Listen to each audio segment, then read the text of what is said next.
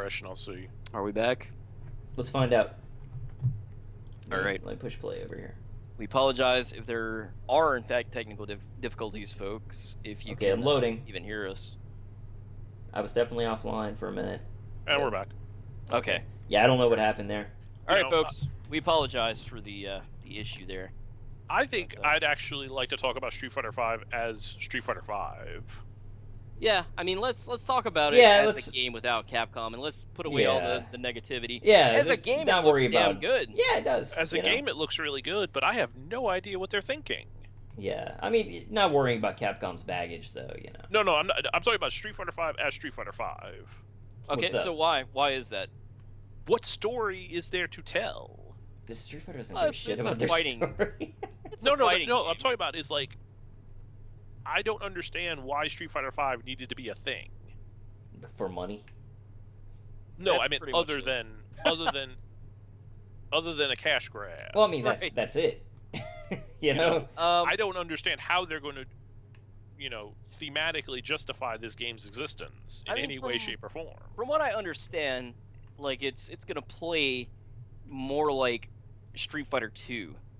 Street Fighter 4 played like Street Fighter 2. Well, sort of. I mean, it was sort of its own thing after they made a lot of changes, right? Like, but then I mean, they've still got like these interesting counters. They still have the ultra and combos supers. and the focus stacks. Yeah, but they're called different things now. Like there's some different stuff in there that is going to change the gameplay up, and I'm interested to see the new stages.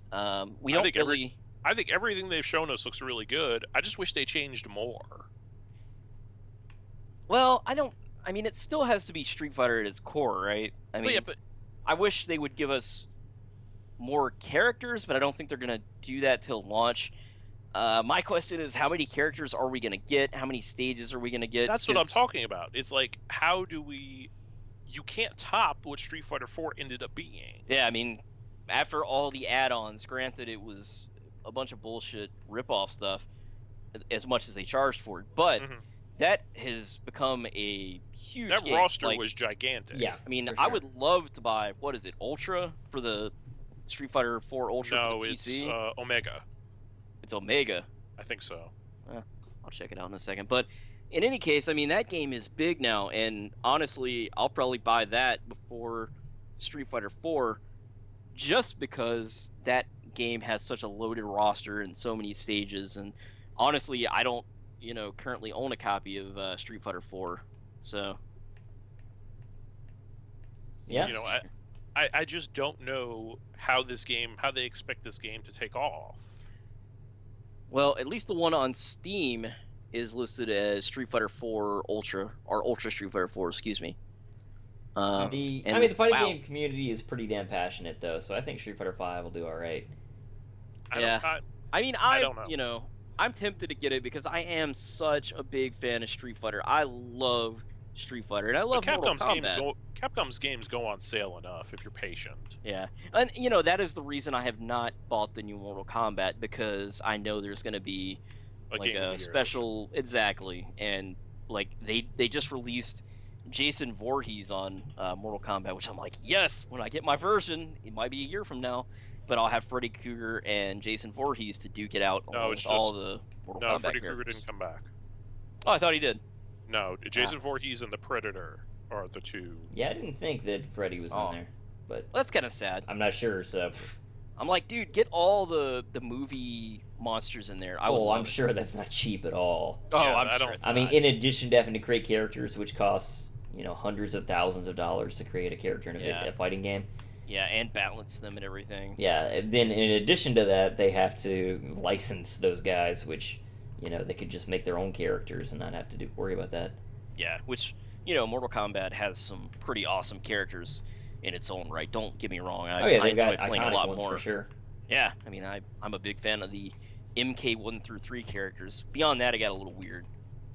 Bo Raicho is pretty interesting.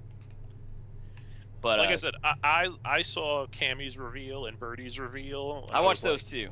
I was like, you couldn't make them look different. They made Birdie look fatter.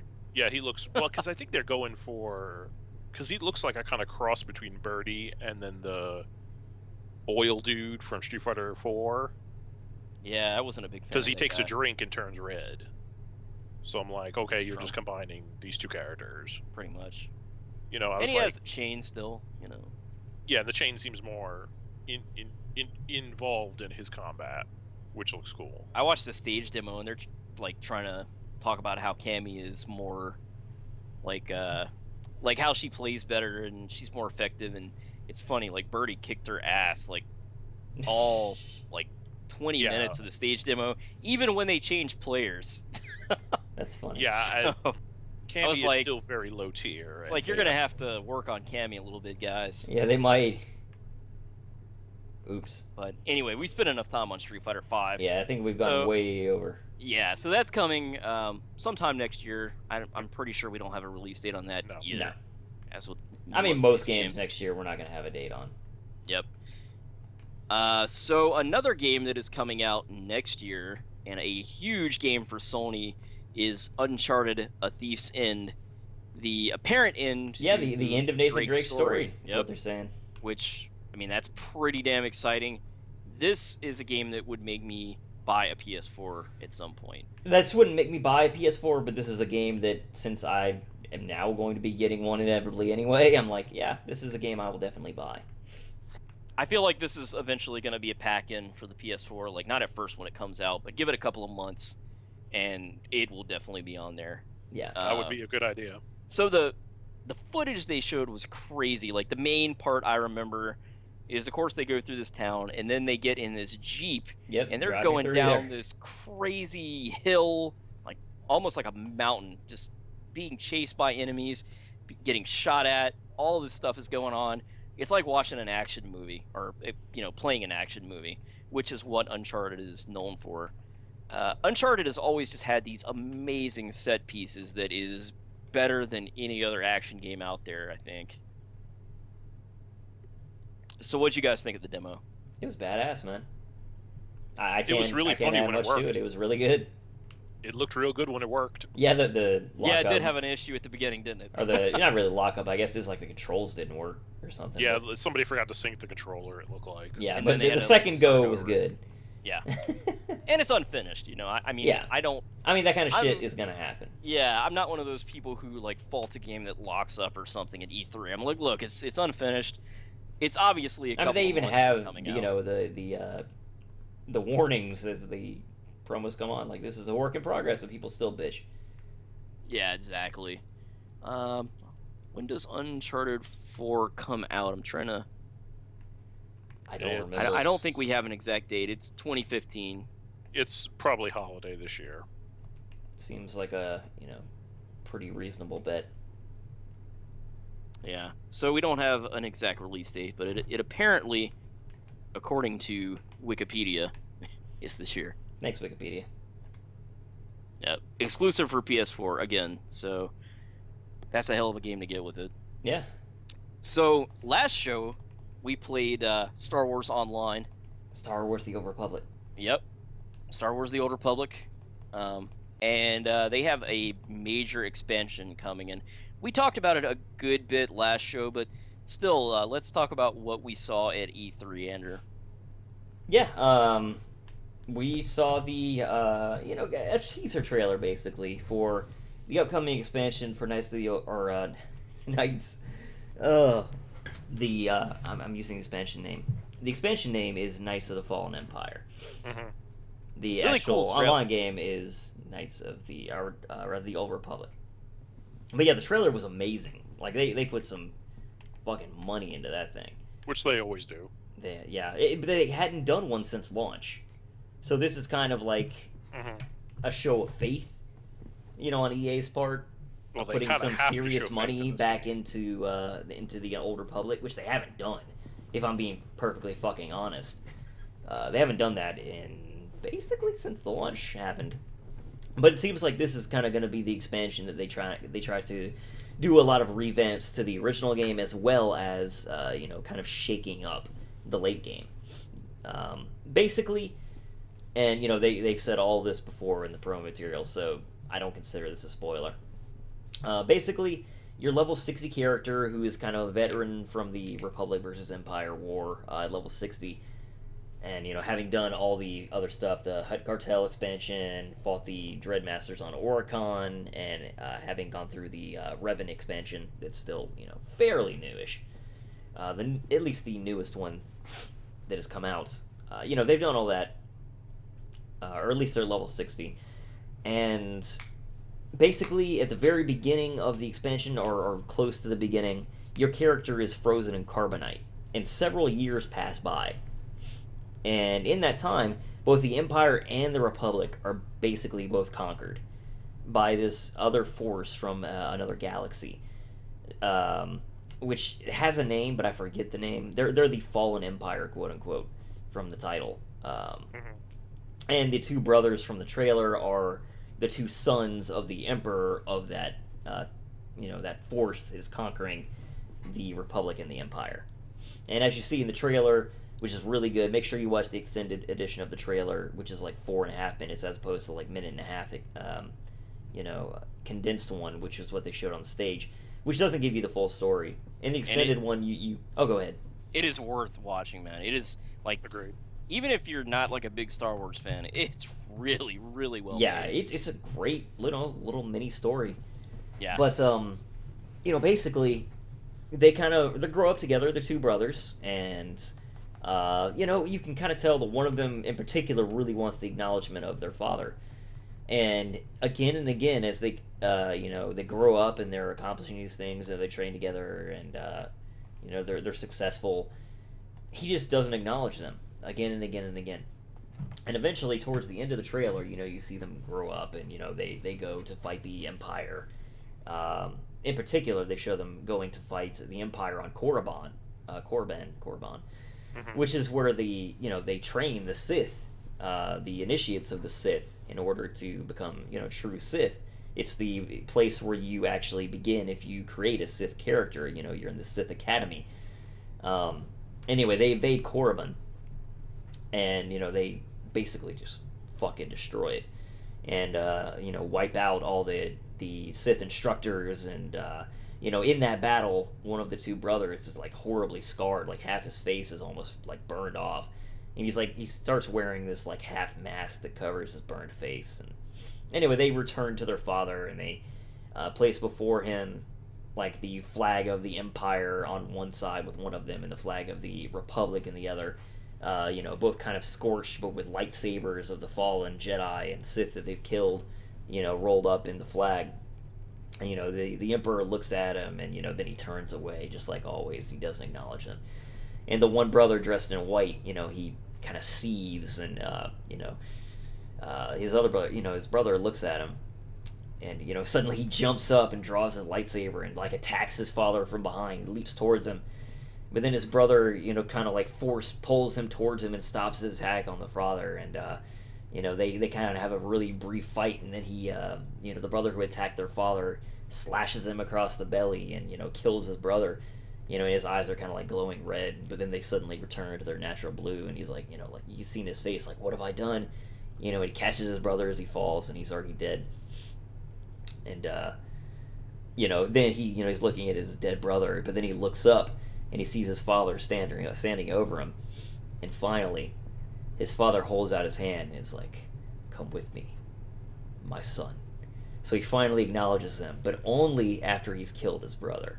So it's this really twisted sort of, like, you know, intriguing thing. And he's a, like, this isn't just a teaser trailer, like, from before the game launched, where it has nothing to do, really, with the game you're playing. This is actually, you know, they're both characters from the expansion. Like, that brother is a character you're going to meet, and the Emperor, of course, is the leader of the faction that has basically taken over your own faction that you've been fighting for this entire time.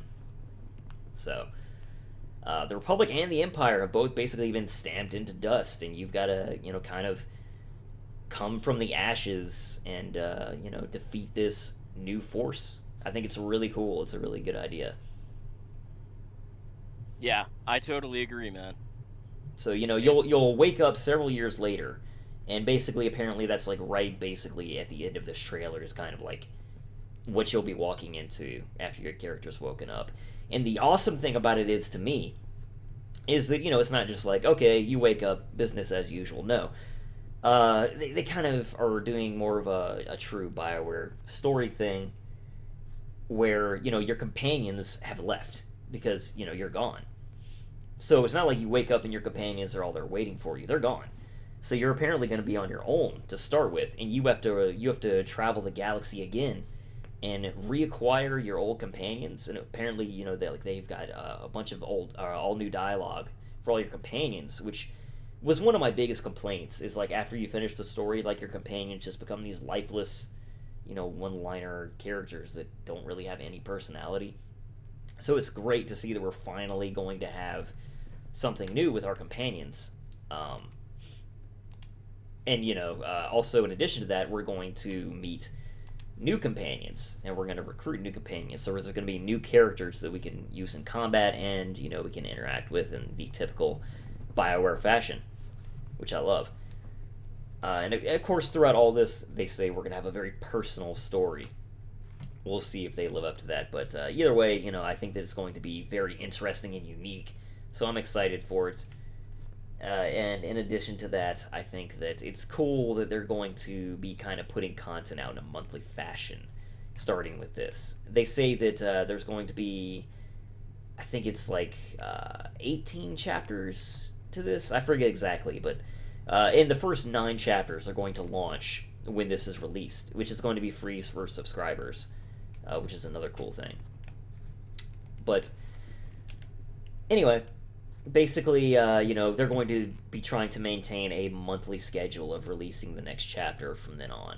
So it's, going to be something to where they're obviously trying to keep subscribers interested in the game by being like, hey, new content coming out next month, stay subscribed, which is a good way to do it.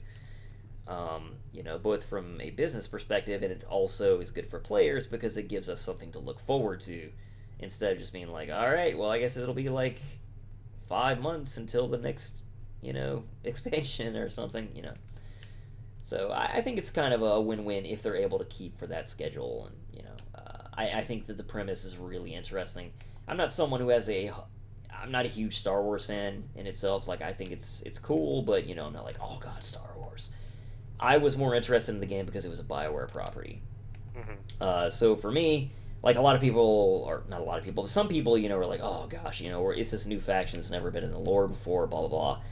I'm like, no, get away from the whole Empire versus Republic thing, because frankly, I feel like it's kind of stale in the game. It's been done. Exactly. So, yeah, do something different. To me, it doesn't always have to be, Jedi versus Sith, Empire versus Republic. So I'm glad that they're doing something different here, and I think that it has potential. Yep, I agree, man. And rant. Well, let's stay with Star Wars. Just wait a minute. Yeah, let's stay with Star Wars. I have my format, really. Just a little bit longer, we're going to talk about Star Wars Battlefront. Yeah. People are real excited about that one. John, you're a big Star Wars Battlefront guy, right? I enjoyed the second one a lot, but I have no idea if this one's going to be good. It looks damn good, I'll say that for it. It looks good, and I'm happy it looks nice, but they're not doing a very good job of making this game sound better than the second one, except graphically. Angry Joe had some complaints about it. Really? What were his complaints? In particular, he thought the flying was terrible. Apparently you control flying literally with one stick, which sounds awful to me. Yeah, the vehicle combat seems very, very haphazard. Yeah, so that doesn't sound very promising. And there's no space. Yeah, which is, a shame. But judging from what he said, vehicles are so bad that that's really actually probably a good thing. But, we'll see. We'll see how that comes out. It sounds like ground combat is at least good. It's using the Battlefield engine, so the ground combat's going to be good. Yeah, you kind of know what to expect from that, I guess. And I think that's kind of, the hit and miss of this game is, one, they're using the Battlefield engine, which means all of its positives and all of its negatives. Yeah, it's kind of a known commodity, I guess. I think it looks really good. I have high hopes for it, but I'm not holding my breath. I think it'll be good. I don't know if it'll be like OMG amazing, but I'm pretty confident it's going to be a good game. Yeah, as far as first-person shooters go, I think it's going to be good. I don't often get excited. Third person. Excuse me, third person. I thought it was third and first, or is it just first? I thought you could change too. I'm not sure about You that. can change back and forth, but we don't know how effective that's going to be just yet. Yeah, I got you. But either way, man, I mean, it looks like it's going to be a lot of fun. And I don't often get excited about, particularly first-person games like this. But I think it could be something special. Also, do we know a lot about the single-player elements of this game? So far, we don't know of any. Just that there will be one, right? Yeah, We know that there will be one of some kind, but we don't know what it means. So, I mean, we'll see. I always wonder, all right, how is this going to work for people like me who don't like going in and, getting shot over and over again? We're 'Cause that's bad not at fun. FPSs, basically. And Yeah. I don't think we're very competitive people to begin with, so yeah. Yeah, so I mean, what about people who aren't very competitive? I mean, I love Grand Theft Auto, but I don't like Grand Theft Auto Online. And apparently I'm not alone in that sentiment. Like, I feel like Red Dead Redemption was done better. But anyway, point being, like, how is this going to work for players who kind of suck? Because like I said, it's just not fun to go in there and get killed over and over. Agreed. That is true. So, I don't know. We'll find out, but I will say I'd watch people who are good play this. Yeah, same here. And it's so nice to get friggin' laser guns instead of typical army rifles. Like, I'm so tired of army rifles, man. Not only that, but like the Star Wars sound effects and music are so Yes. good in that game. Just in the demo, I was like, wow! Like I know. they did an incredible job with the sound design in this game. Honestly, I think that might be my favorite part of the game that I saw, which is Yeah. that the sound design was so good and authentic. It is effing awesome. Yeah, yeah, that's a good way to put it. I won't add anything else. Star Wars Exactly. sounds are just phenomenal, man. Like, Oh, you instantly know when someone takes out a lightsaber or shoots a phaser. I don't know. Are they called phasers in Star Wars? it's just blasters. Blasters. Yeah, blaster rifles, blaster pistol, or I think they're pistols. Yeah, blaster pistols. But I mean, just instantly, you're like Star Wars. Oh yeah, You know? there's no mistaking it. It's pretty awesome. And of course, with the new films coming out, what is it, by the end of the year? Yeah, they're calling it the year of Star Wars. Yeah, it really is. Like, my wife and I think we're on the last new movie, thankfully, because I don't really like the new movies very much. But I'm looking forward to rewatching the original trilogy of Star Wars films. Yeah, you're not alone in that, believe and you me. and yeah, and then going and seeing the new ones. It's pretty exciting, man. And I hope that now that the property is actually away from George Lucas, that they can do something special with it. I hope that they like make Metachlorians non-canon or something. I don't know. Did I they, just don't think they'll be mentioned. did I they think so make that too, but- canon? Like, Yes. I mean, it was in the Really? movies, so God, it was in the damn it. movies, which means it's canon. yeah, Can we exactly. pretend those movies don't exist? Everyone would people like that, to, but but it is what it is, you know. They- it is what it is. They need to pull an X-Men and just retcon it. X-Men, somehow. X-Men, Save the day, save the day. That's an old school song. Oh yeah, 80s, son, from the 80s. showing our age, man.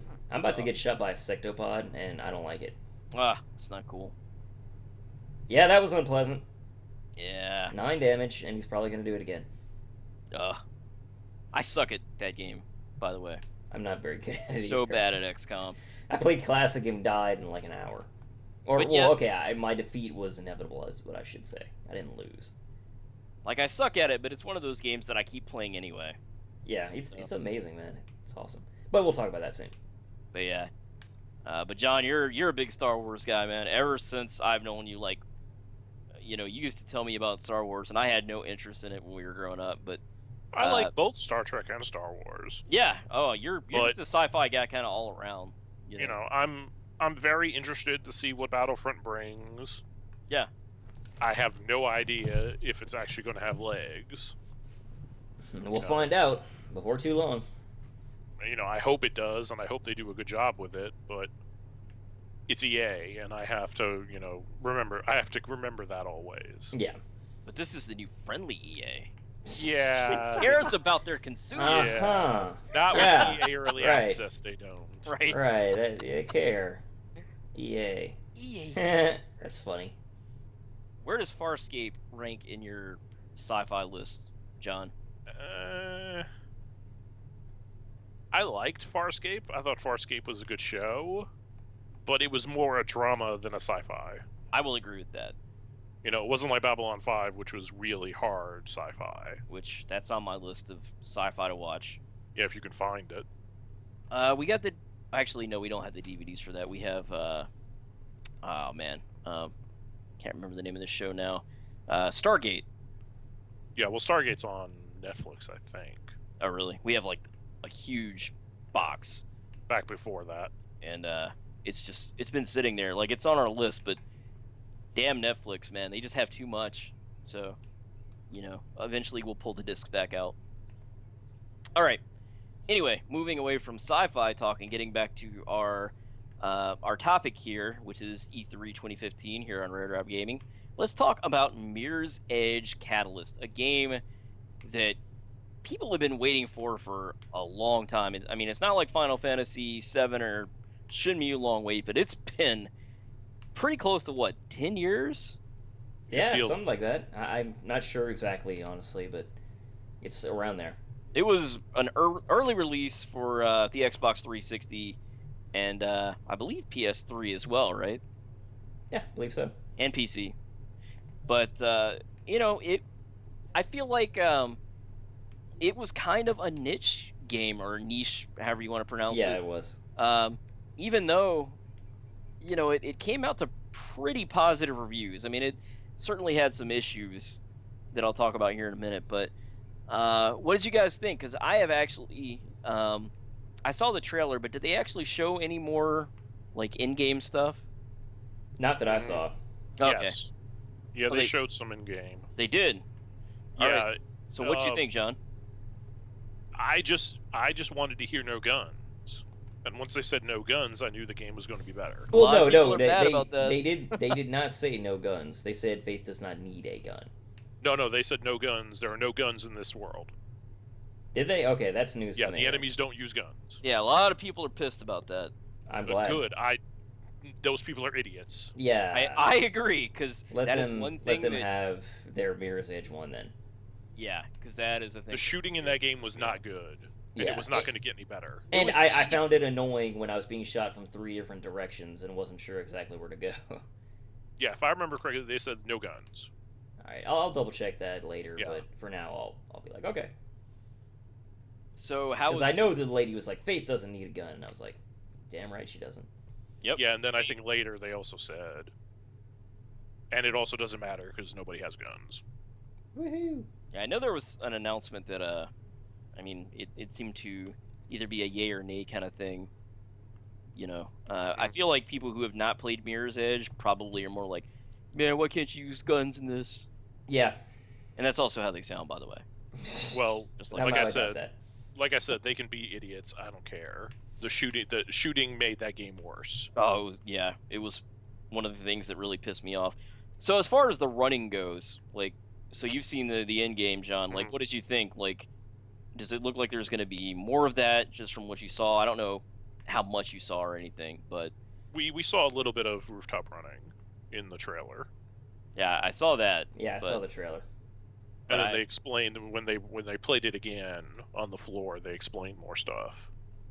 So I mean, are there going to be like a lot of annoying puzzles? I guess is my main question. I think Like- the puzzles will be harder this time. Jesus Christ, I hope not, because I don't I mind- saw something. I forget exactly what it was, but I saw something in Mirror's Edge during the show, and I do remember someone asking about the puzzles, and you know, they did say basically that, yeah, puzzles aren't going anywhere.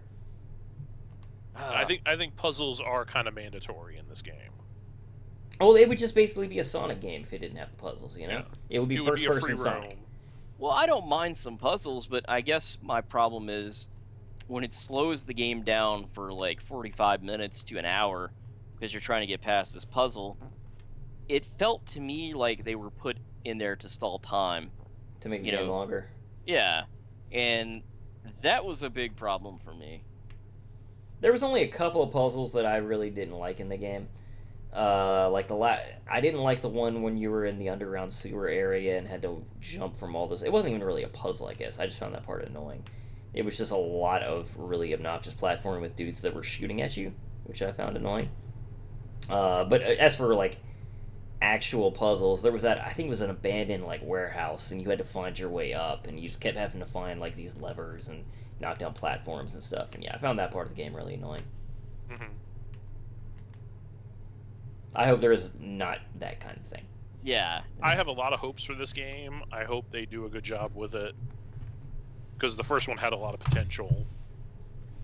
And I I hope feel this like- game is good. yeah, I feel like everybody kind of felt that way about the first game. Like, yeah, we know there are problems, but man, when the game is good, it's good. Yeah. You know?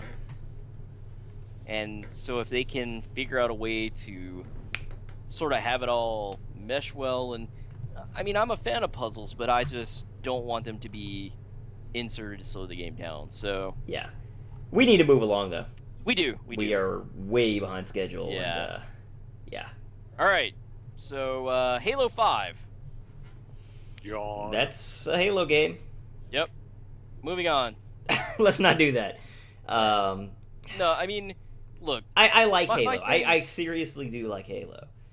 I've just played so much Halo. Yeah, yeah. I mean, if Halo is your game, and you like Halo and you want more of it, then that's awesome because Yeah, this this is going to be that. totally for you. But man, like after the third Halo, I was done. Like I played like 20 or 30 minutes of the fourth game, and like it had better graphics and everything, and the gameplay was almost identical.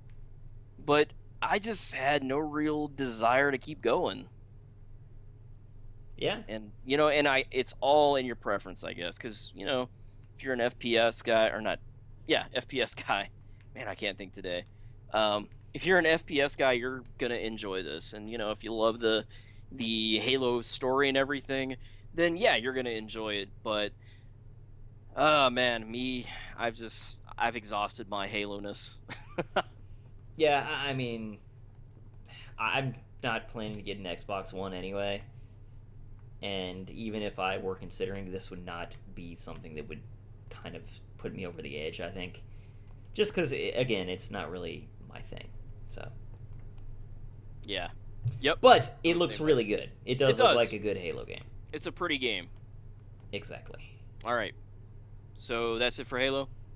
I don't have anything to say about it. I mean, it looks like, you're going to be hunting Master Chief. I assume that he's gone And his rogue team. to hunt for Cortana. Yeah, it does have a team now. But But you're not actually playing Master Chief, which, I mean, at No, least you're playing the hunters. it At sounds least like not in the there's beginning. co-op, though, and it sounds like player 2 can play Master Chief, which I thought sounded weird, but sounds I like don't know how that's going to work. So, we'll see, probably. Yeah. I don't want to sound like I'm writing Halo 5 off, because I'm not. It's just, man, I wish one of us here had more interest in Halo 5, because I feel bad. Like, I really do. Yeah. I just that wish I they had was- left him gone. Halo ended for me in Halo 3. Finish the He did fight. he yes. did his heroic sacrifice, and they should have just left him gone. Well, I think also, it's not even the same company developing it anymore, so, like, how much of that original vision is there? Destiny, man. To me, that's more like the next Halo. Like, that team has moved. Bungie, they're doing their own thing now. Yeah. And, I mean, But that's what I mean. If they had just left him dead, or left him in cryostasis, then it wouldn't have mattered. That the Bungie people weren't around anymore, because they weren't touching the Chief. They're making their own characters, fresh start. Here's what Earth is like after the Covenant War, after the war and after everything, and now we're going to introduce new bad guys, and the Covenant's going to be an ally, and we're going to have other new allies, and we're just going to do new things. Yeah. Yeah. But at the same time, like I said, I feel bad because, back in the day, I mean, there were a lot of years that I had a lot of love for Halo. Like, Halo 1 through 3, man, I anticipated all those games, and I played a lot of those games. I hear you. But, Me too. But yeah, like I said, I really can't say more than that. So, but hey, man, finish the fight. Again. Yes. Again. And again. And again. And again. Recore. Hey, that's a game. That was a game at E3. Hey, it was a new game. There was A a new there was game. a dog. It was a robot though, but it was a dog. That was a dog. It was a dog. Peter Monalou got very excited, He did. and he got and- doubly excited. and Been lots of Bethesda, dogs. apparently. Lots of dogs in E3. Yeah, it was a very dog-filled juncture. Well, you gotta love dogs. I mean, they're man's best friend. They help you out. They keep burglars away. Yeah, they poop all over your floor. Sometimes they do that. Yeah, what's not to love? I just wish we had seen more of this game. Yeah, it was a very short, not very short, but I mean, it was. It was a it teaser. was essentially a teaser. There was nothing there. Yep. It's cool that it's gonna happen, but that's all I can really say about it. Yeah, we don't really know anything about it. I guess is the thing to say. Exactly. I mean, we don't really. I'd like to be able to talk about it more, but We haven't seen any actual gameplay. We don't even know what kind of game it is. I think they said it was a puzzle platformer, but I might be getting it confused. Yep. So, not much we can say about that. This is a PS4 exclusive. No. This is the Xbox One exclusive. Oh, this is the Xbox One exclusive. All right. Yes. Speaking of Xbox One, segue. Something that the system probably should have come with at the very beginning was backwards compatibility with the Xbox 360. Happening So- now. It is happening. Xbox One is going to be compatible with most of your Xbox 360 library. Most. Hey, take what you can get. It's not really backwards compatibility. The emulation ninjas are on this. It's Scout. not even that. They're Yeah. on this, man. It's not even that The scheme. ninjas are being rebranded. It's an entirely new scheme. Okay. So how this elaborate. works is you pop in a pre-approved game Right. Has to be because the pre-approved. publisher has to approve. Right. So let's say you pop in a pre-approved game. It Okay. authenticates I the can do that. disc and then pulls a digital version of the game off of Microsoft servers, putting it on your console. So it's like they have to create a new EXE for every one of these that they do. Yes. And Then you can emulate. play that version of the game as long as the disc is in the system. Right. And then if you pull the disc out of the system, it's gone. I didn't realize that. Yeah. What about my save file? They haven't talked about that. I'm sure that that'll stay. No, they Right. haven't talked about how you get your 360 save files. Oh, I doubt you'll have those. Oh yeah, I don't expect that much. You know, But- they have literally not talked about. I've played this game already. I want to continue where I left off. Yeah, that's not gonna happen. Well, So- yeah.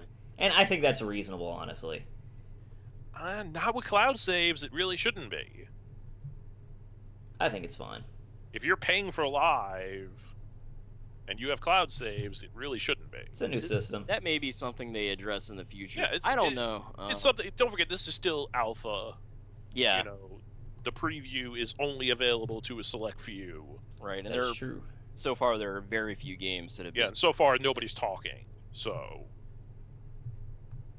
Yeah, because a lot of people were saying that when they went out and said this will play just like it was on the 360,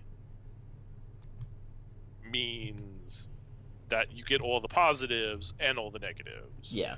So if your game ran like crap on the 360, Well, I mean, you saw Mass Effect. Like it, With- it ran like shit on the 360, and look how it Yeah. ran on the Xbox One.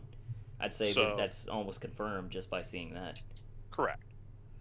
Also, the thing I really don't like is we're not getting any game that they're going to do anything with. So none of the Halos are on this. None of the Gears are on this. And they won't be till after the Gears collection comes out. And I guarantee you. I that. don't even think they will. Yeah, I don't think they will either. That I would don't be, think money that to be would made. be pretty shitty, man. It'll be just like Master Chief Collection. If you Ah. want to play the Except for original hopefully it Halos- fucking works. Correct. But if you want to play the original Halos, go buy Master Chief Collection. That I can see becoming very, very negative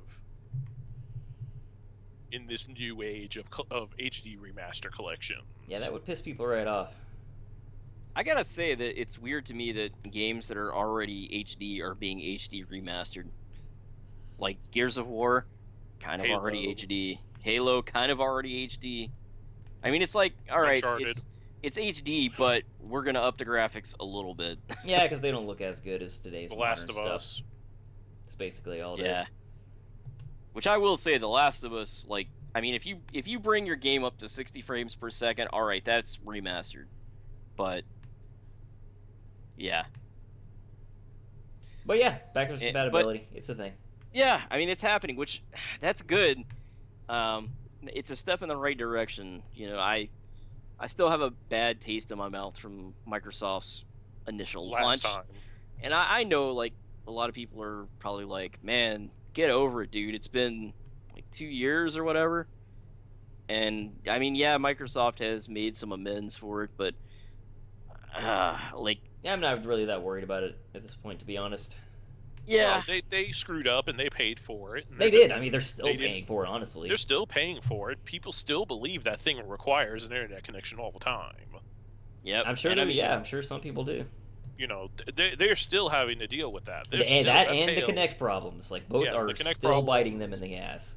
You know, And notice Kinect was not mentioned fucking once. well, they had to talk about HoloLens.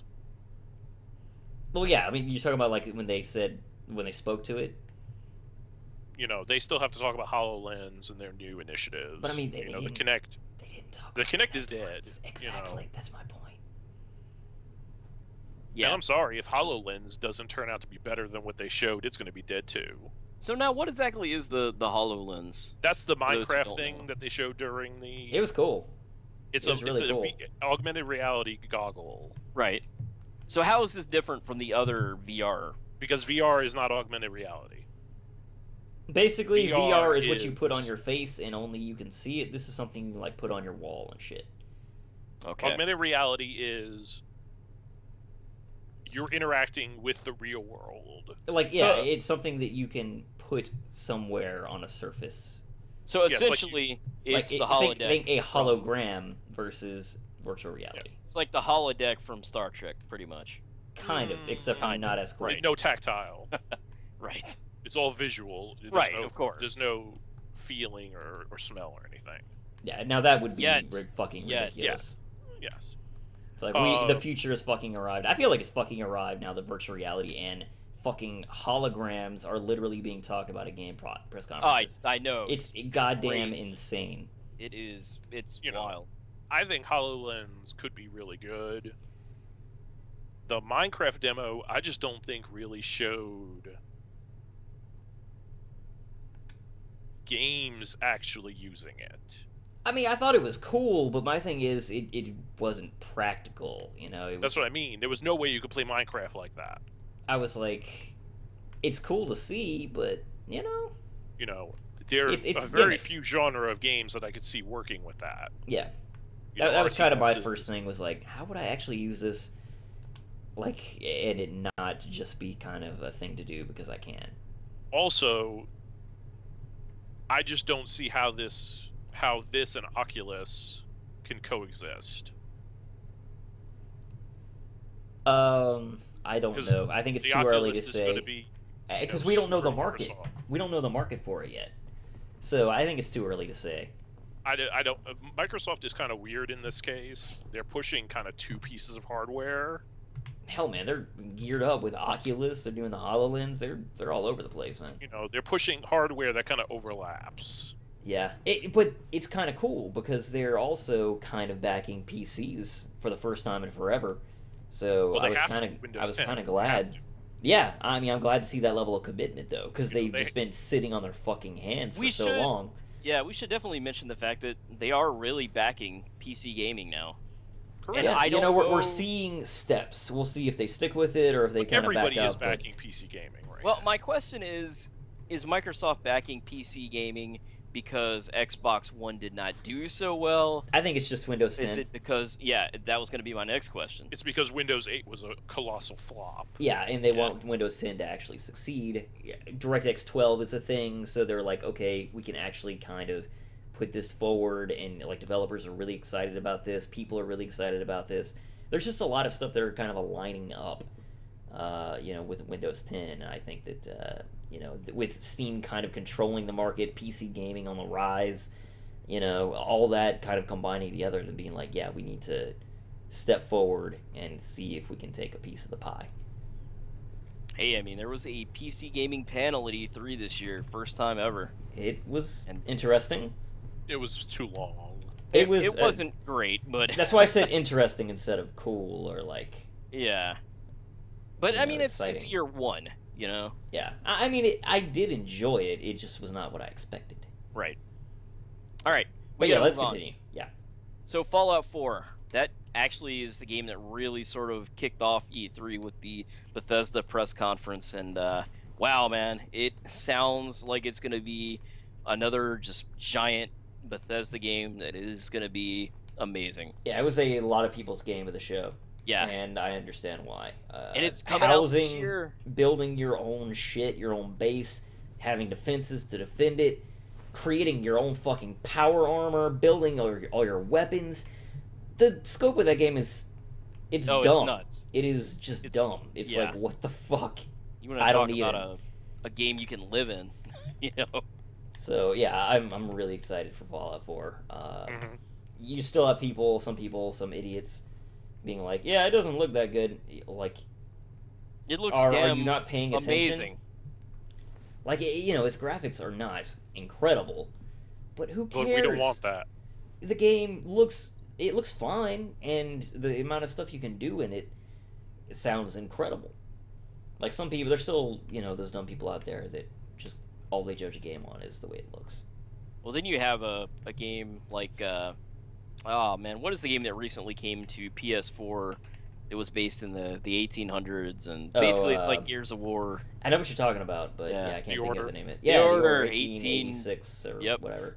I mean, then you have 1886. You have a game that looks pretty, but it's not very good gameplay wise. It's very short, and I mean, at that point, it's not really a game. I mean, it's I a mean, game. It's it just not is, but it's- probably worth your money. Yeah, that's what I'm saying. It becomes a bargain bin game very quickly. Yeah. 'Cause I'd people much will start rather- trading those kinds of games in real quick. Yeah, I mean, I'm fine with having graphics that are, that still look great, but aren't, I guess, They are next gen, quote yeah, unquote. they aren't next gen, but they're great. Excuse me. I mean, I feel like the kind of graphics in Fallout are gonna last for years to come, much like Skyrim. It's still gonna look good. Yeah, I mean, they'll be 7 fine. They just won't be like, man, this still looks fucking awesome. Like, even today, you'll be like, yeah, this looks a little dated. Yep. But, But I don't again, really people think it's that big of a deal. people will mod it and make it look even better, so it's okay. They will. But yeah, man, that game is wild. And also, there's a dog.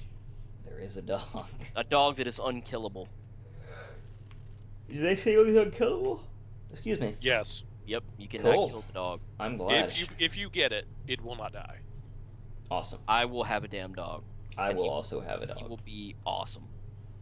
He will. 'Cause- He will follow me places yes. and eat enemies. What is he called? Like meatbag or something? Meatbag.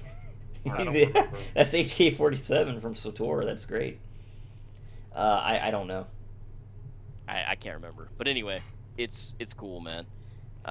Yeah, that game yeah. just sounds awesome. If you want to know all the stuff you can do with that game, honestly, we can't even summarize it here. Oh God. Go watch the video from the press conference because he went over a bunch of stuff.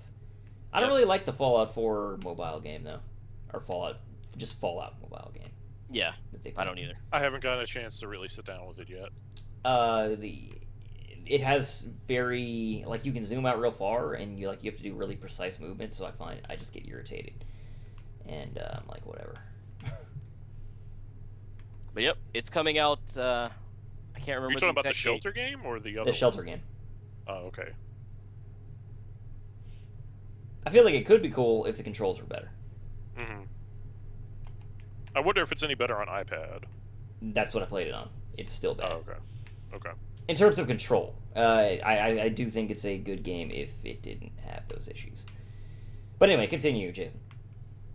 Well, it's coming out this year. I'm not sure the exact date, but November something. I don't remember the date, but it's November. Yeah, I think it was November, late November. I'm sure it's November. So are you gonna pre-order this, guys? Probably, but not anytime soon. I'll probably pre-order like a week before it comes out or something, like I did The Witcher. You gonna preload it on your PC? Probably. Yeah. I'm not gonna commit, obviously, but I'm pretty confident about this one. You know. Yeah. If I have some extra money, that's what's gonna happen. This will be a PC buy. Oh yeah. I feel like the best way to experience this game is gonna be on your PC. Yeah, and I should mention that it's not a PC exclusive or anything. It's coming out to Xbone, PS4, PC. So, yep, whatever you have, pretty much you can play it as long as it's a console. Mm-hmm. Yes, sirree, Bob. So, and that's it. Fallout 4 looks awesome. Yep. Dark Souls 3. That was a cool teaser trailer, but yep, we don't really know much from it. I watched like an analysis video because like I actually follow quite a bit of like Dark Souls lore, even though I'm terrible at it and stuff. It's interesting, right? Yeah, it kind of sounds like they're going back to light being a very important mechanic and fire being a central theme. But they did also mention that they plan for this game to kind of shake things up in the Souls series, so that's kind of interesting to hear. I'm excited to watch other people play it. Mm-hmm. I'm real bad at Dark Souls, guys, and I've given up on otherwise, so I'm not going to be playing this one, even though I think it's really cool. You will die again and again. I won't. Yep. I'll be dying in XCOM I'll instead. watch other people play it as well. Yeah. I don't have the patience. I'll enjoy watching other people play it, but yeah. Yeah. That will be fun. Don't want to personally give myself that kind of frustration. Yeah, I hear you. All right, Fable Legends. It doesn't really remind me much of Fable, but yeah, there's nothing wrong with the game. It's just not really my type of thing, is what I am going to say about that one. Where's Peter Molyneux? He's done with the press, man. He got pissed. Oh, really? I have not heard that story. I thought I told you about that. I don't think so. Someone called him out for delivering false promises and was it Angry or not Joe? Delivering, but no, it was not Angry Joe. But It'd have been funnier if it was. That'd really be funny. But then I'd have felt bad because I like Angry Joe and Peter Molyneux is. I don't know if he's a crook or if he just thinks too big and then can't deliver on what he promises. But either way, yeah, basically this guy called him out on not delivering ever what he promised, and they had a fight, and not a fist fight, but there was an issue in the interview, and he got really pissed, and I think that he said that he wasn't going to be doing any kind of sit down interviews like that, and he I don't remember if he said ever or anytime soon or what, but he was not happy. I feel like he just gets so over enthusiastic about what he's working on. That's what it feels like to me, but I don't know. You think he would learn is also how I kind of feel about it. Yeah. So, but Fable Legends looks interesting, but again, it's not really my kind of game. It's a I want to say a Dota-like, but I don't know shit about Dota, So that No, might it's just be a just a- misnomer. It's a combat game, like you versus others. It's asymmetrical multiplayer, so it's not really Dota, I guess. Mhm. Because like I think it's 3-on-1, right, John? I believe so. Yeah. So I guess I should say it's more like Evolve in that Kinda, sorta. regards. But yeah. Anyway, it's gonna be interesting. It's just not really my type of game. I don't really into asymmetrical. I think asymmetrical multiplayer is more interesting than symmetrical multiplayer. But again, I'm not really a competitive game player. I generally prefer co-op to competitive. So, I don't really think this is going to be my thing, but I also think it's kind of cool. I think that it's got a really nice aesthetic. I don't know shit about the gameplay, though. Yeah, I mean, I don't know. It's Xbox One, right? Xbox One and PC. Yeah. This is coming out to both. I don't know. Well, maybe I will try it on the PC since it's free to play. It is. We should also So. mention that. Yep. Free to play is always nice, but I don't know. Am I gonna get invested in it? Depends on the controls. The thing is, if it's free to play, you have nothing to lose. That's Yeah. the cool part. I feel like if it plays like Fable and not an MMO, I'm much more likely to. That's get the thing. I interested have in it. no idea how the game plays. Yeah, I we I don't didn't know. get any information on gameplay. I didn't read much about this game, anything like that. So Yeah. I really don't know. I don't think they talked much more than what you just said. Really, well, that's good to know because I didn't look for it either. All right, so let's move on here. Yeah. One of the things that probably actually the thing that I found most exciting from the Microsoft press conference was Gears of War 4, and I mean Gears of War. Gears 4, Yeah, Gears which 4. much like Halo, I was like, all right, after Gears of War 3, like this is it for me. But I don't know if enough time has passed or what, but I was really impressed with this demo. I mean, I'm not impressed enough to go out and buy an Xbox One, but I thought it looked good. It had kind of a creepy atmosphere going. I feel like the graphics look very different. I thought that it looked good, but I just wasn't really interested. Like I don't Really? know, there was no catch for me. Hmm. It was a lot like Halo for me. Yeah, that's how I thought it would be too. I mean, I knew they were going to do another Gears of War, but I was like, huh, intriguing. Of course. What is the main character's name in Gears of War? Marcus Phoenix. Marcus Phoenix. He's not there anymore. Well, But we don't know yet. well, yeah. At least we in this don't know. demo. But yeah, I mean, I thought it looked good, man. Like giant monsters. I mean, I wonder, like, what's going on at this point? Because I don't know. I don't know either, man. Like, why are things in the state they're in? There's a lot of unanswered questions. Hmm. Is it even Earth? Is it? Yeah, good question. No idea. Are they aliens again? We'll have to find out. We know one thing is for sure: there will be chainsaws. Yeah. Yep. Yeah, that's confirmed. Yes, indeed. Also, we should note that the Gears of War Ultimate Edition is actually coming out not just for Xbox One, but also for PC, which is exciting to us personally. Yeah, that's cool. I mean, like it. I would not mind playing through Gears of War 2 and 3 again. And actually, I really enjoyed Gears of War 3's multiplayer, believe it or not, because it's a team-based deal. You can do competitive, but I thought it was pretty cool to take on wave after wave of enemies with other people. That was Yeah. fun. Hmm. So Gears of Concurred. War Ultimate Edition, Indeed. I'll buy it when it's cheaper.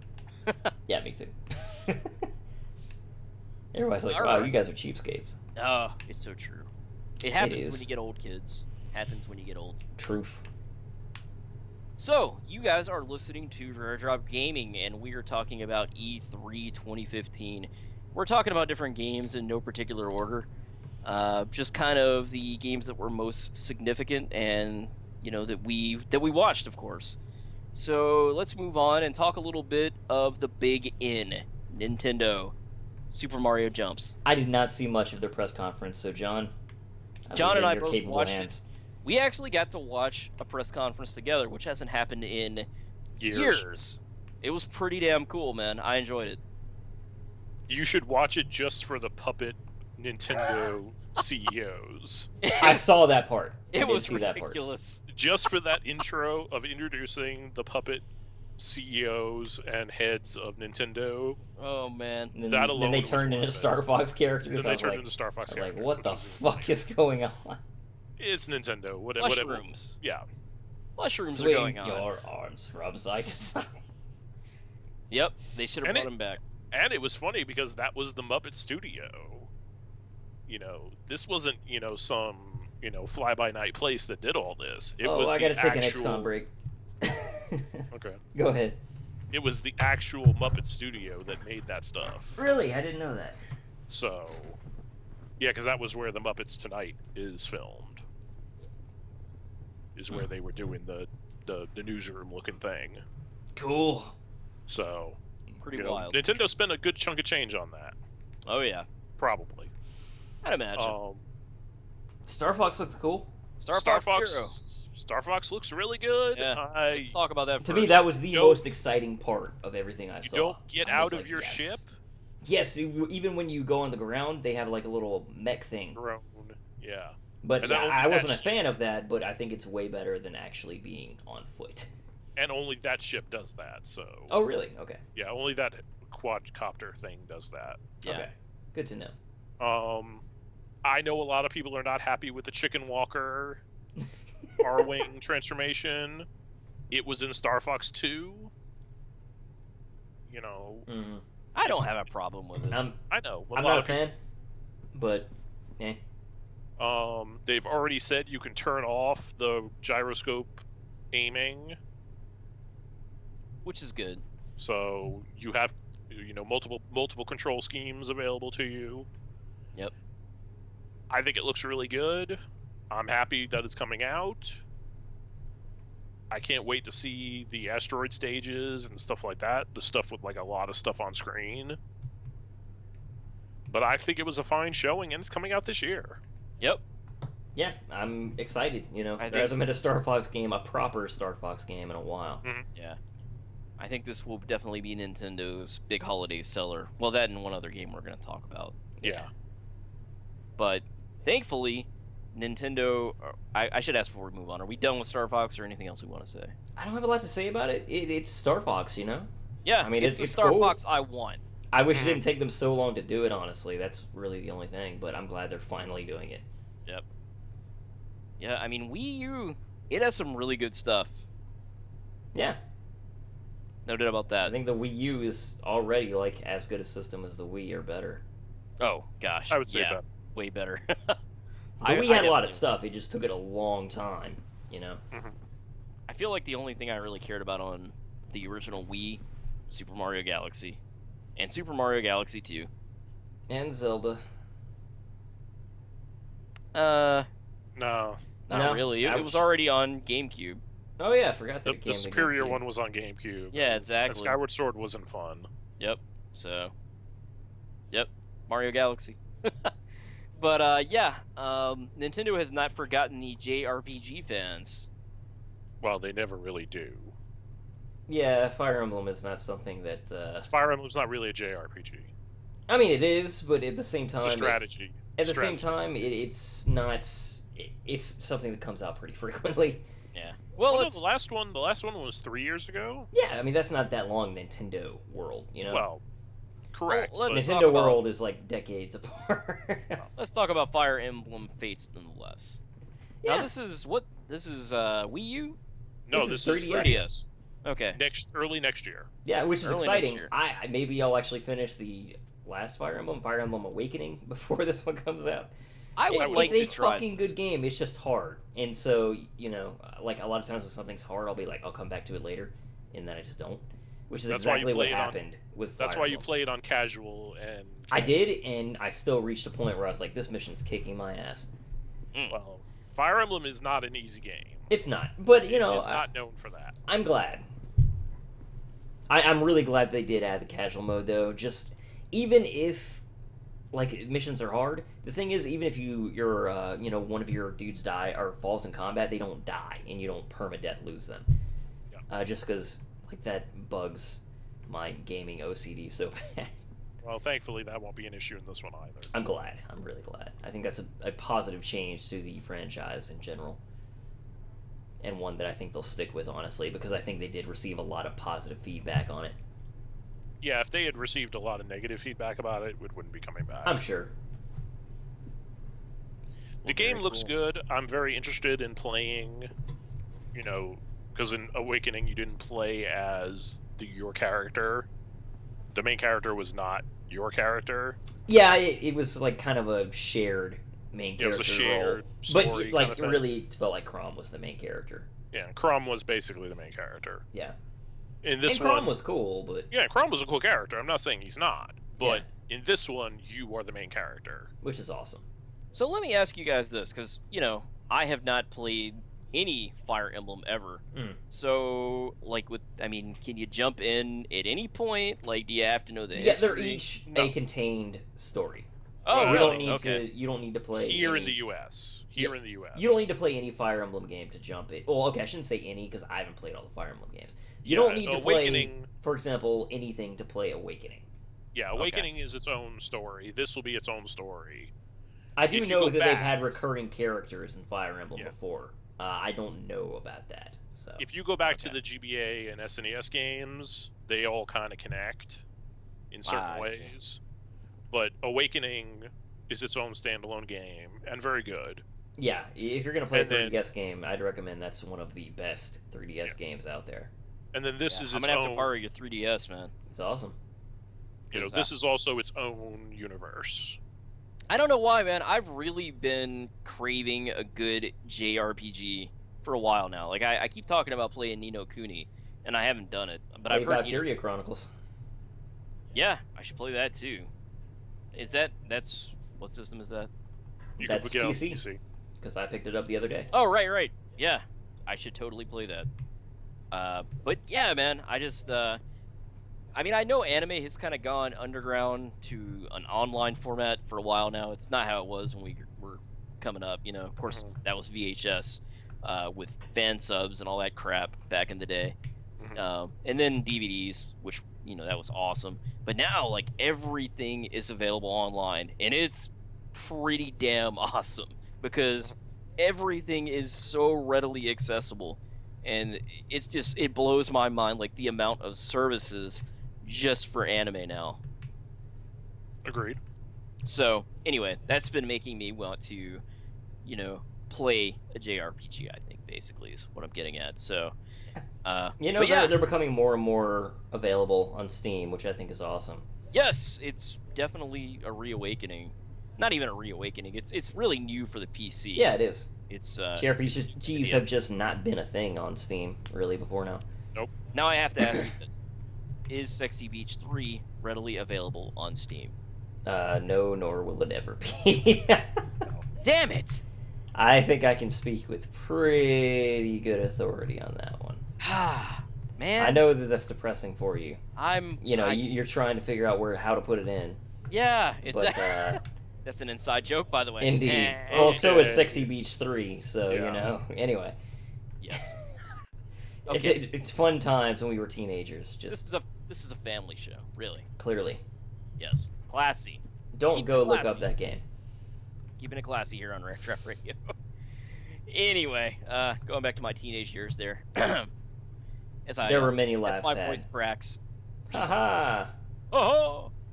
Anyway, oh man, our old podcasts are unlistenable just because we were such goofy. We weren't even teenagers at that point, early 20s.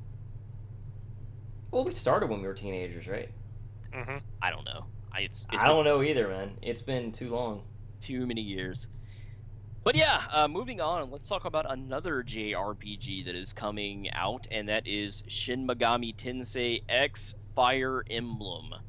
So, now, I'm not sure, I can't remember, I think this is 3DS? This is the Wii U one.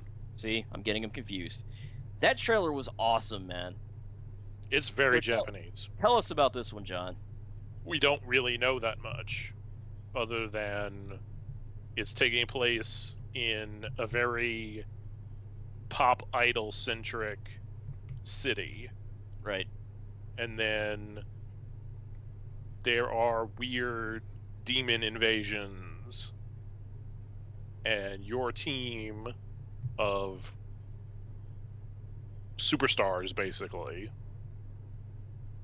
somehow gain the ability to fight them. And for some reason, everyone looks like a Fire Emblem character when they're fighting. Or has the powers of a Fire Emblem character. You know, they gotta consolidate the art style and stuff. Yeah. So I mean, this sounds pretty cool, right? Well, it's from the main SMT, team. It looks very Persona-like when you're not in combat. And it seems I don't know it's anything gonna about pull... it, so We don't know much more about it than this. They're not super talking about it. They're just showing it and letting people scratch their heads, which is fine. I don't mind that. so enjoy. I just feel like the trailer was so impactful, you know. Yeah, the the two trailers we've gotten so far have been both very good. And I mean, the art is gorgeous. It's just absolutely gorgeous. So It seems like it's going to be very story focused. yeah, exactly, which is what I want in a good RPG. You know, I want I want good gameplay, of course, but I also want a very compelling narrative. Easy for me to say. Yeah, So, absolutely. all right. So moving on, let's talk about a game that is not a JRPG, but is very Japanese and looks quite fun. And that is Yoshi's Woolly World. It looks very woolly. Did you like Kirby's Epic Yarn? Exactly. Who didn't like Kirby's Oh, Epic a Yarn? lot of people didn't like Kirby's Epic Yarn. Really? Oh man, it Yes. was so People can complain about charming. anything. So People- charming. People have weird issues. Look, I mean, I like to shoot people too, but sometimes you need something a little cute and fluffy, and you know. It was fun. It was just Yeah. a very, very relaxing game. Like, Which there's you nothing. don't wrong play that game if you want a challenge, obviously, because you literally can't die. Yeah. Yeah, this is obviously taking a, page out of that book and putting Well, no, Yoshi you in can there. die. I believe you can die in this game. Oh, I'm talking about Kirby. Oh, yeah, Kirby's Kirby, Epic Yarn. yes. I don't know about this game. I believe you can cease to be. Well- Cease to be. That's a Well- really nice way of saying You're not really get Yoshi. fucking wrecked. You're yarn being. Yarn You being. know. Uh, You're made of yarn. By the way, So- the Yoshi Mario amalgamation was frightening as hell. All I've of never- those are frightening. I've never been so terrified in my life. All of Thankfully, I have those not seen amalgamations. Don't look all at those it. amiibo things are kind of frightening. I'm like, why would you want that to happen? It's like something out of a fucking horror movie. It's weird. It is very weird. Amiibos are weird. Yes. Yeah, I don't get the amiibo thing. I mean, Nintendo is pushing it hard, I hate and games that obviously, it is selling like hotcakes. sell. Yeah, I wish I- it wasn't, but here we are. I was in Walmart just browsing video games and looking at all the amiibos because, I mean, it's interesting. I mean, they're there, right? They're there, and there's this guy that came up to me, and I mean, he was telling me all about the amiibo stuff. He was like selling them, and he And was you were like smiling, nod. yep, pretty much. He was probably our age, late 20s, early 30s, and Mm. he was into it, man. So I just I get the collector in me gets it a little bit, but they're so overpriced, and they're the fact that you have to have them to add certain things pisses me off. Yeah, I don't like them at all. I personally just don't see the appeal of them. It's Yeah. just something that's over my head for some reason. I don't Yeah. get it. Yep. All right. Usually I'm like, okay, I understand the appeal of blah, blah, blah. I don't understand amiibos. Yeah, I don't get them either. So, moving on here. Yeah. Yoshi's Woolly World looks charming. Yeah, I think it'll be cool. Yep. It'll be cute and cuddly and probably have some good platforming. Indeed, indeed. So let's move on to the other really big showing from Nintendo. There was Star Fox Zero, and then there was Super Mario Maker, which of course we already knew about this. I feel like this just has a lot of potential because people are going to make their levels literally, and you're going to have assets from let's see if I can remember the original Super Mario, Super Mario 3, and Super Mario World, correct? And new. And new Super Mario New. So you can take all those elements and actually even combine them, which is kind of Well, wild. not really. Not really. No, you make a level in a specific style. Okay, so It's it has that to be style. that style. Yeah. Okay, that's a good thing to know. Yeah. But then you can, like I said, you can upload it online, and this has the potential to create just a ton of user-created content. And for people who are good at it, hopefully they have a good rating system, and these kind of things are gonna move to the top. And to me, it just seems like a really cool idea. And this is Mario's 30th anniversary as well, so it really is suiting to have Super Mario Maker. So I mean, it's really what you think it would be. It looks fairly easy to make levels. I feel like if you really sit down and kind of sketch it out in your brain, it's probably going to work better, right? But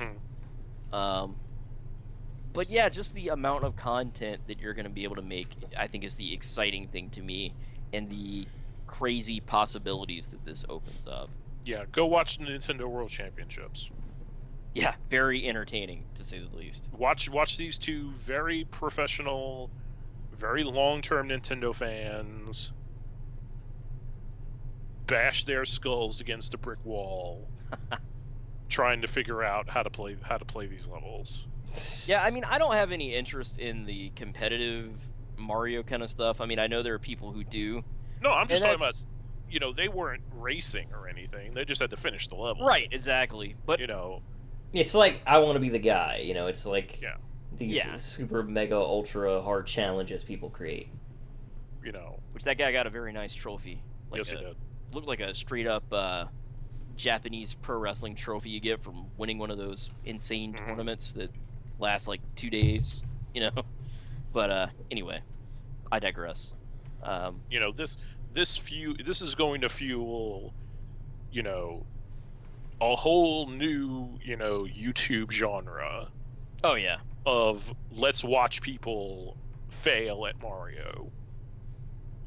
I think that kind of stuff That- exists, but it'll definitely give it some Yeah, but now it's a lot some new easier life to to that do kind of it. thing. Yeah. I You love know. that guy who Andrew, we watched him years ago. He was like from New York or New Jersey. Yeah. Asshole Mario, I think. Asshole Mario. Oh man, you got to YouTube that. It's hilarious. And It's this guy playing Mario Brothers, but he acts like he's playing the original Mario Brothers, but he loads it up, and of course it's like an emulator or something that is this someone has made. edited Mario that looks like the original levels, but like there's no floor and there's just floating platforms everywhere, and he's just cursing, and it's funny. Yeah. Oh, it's hilarious. And again, this is very popular in Japan. Yeah. This is an entire genre of mod scene in Japan. Yeah. I think that Super Mario Maker is going to be. It's a great idea. I think that it'll sell well. I think that it could have potential to be really cool.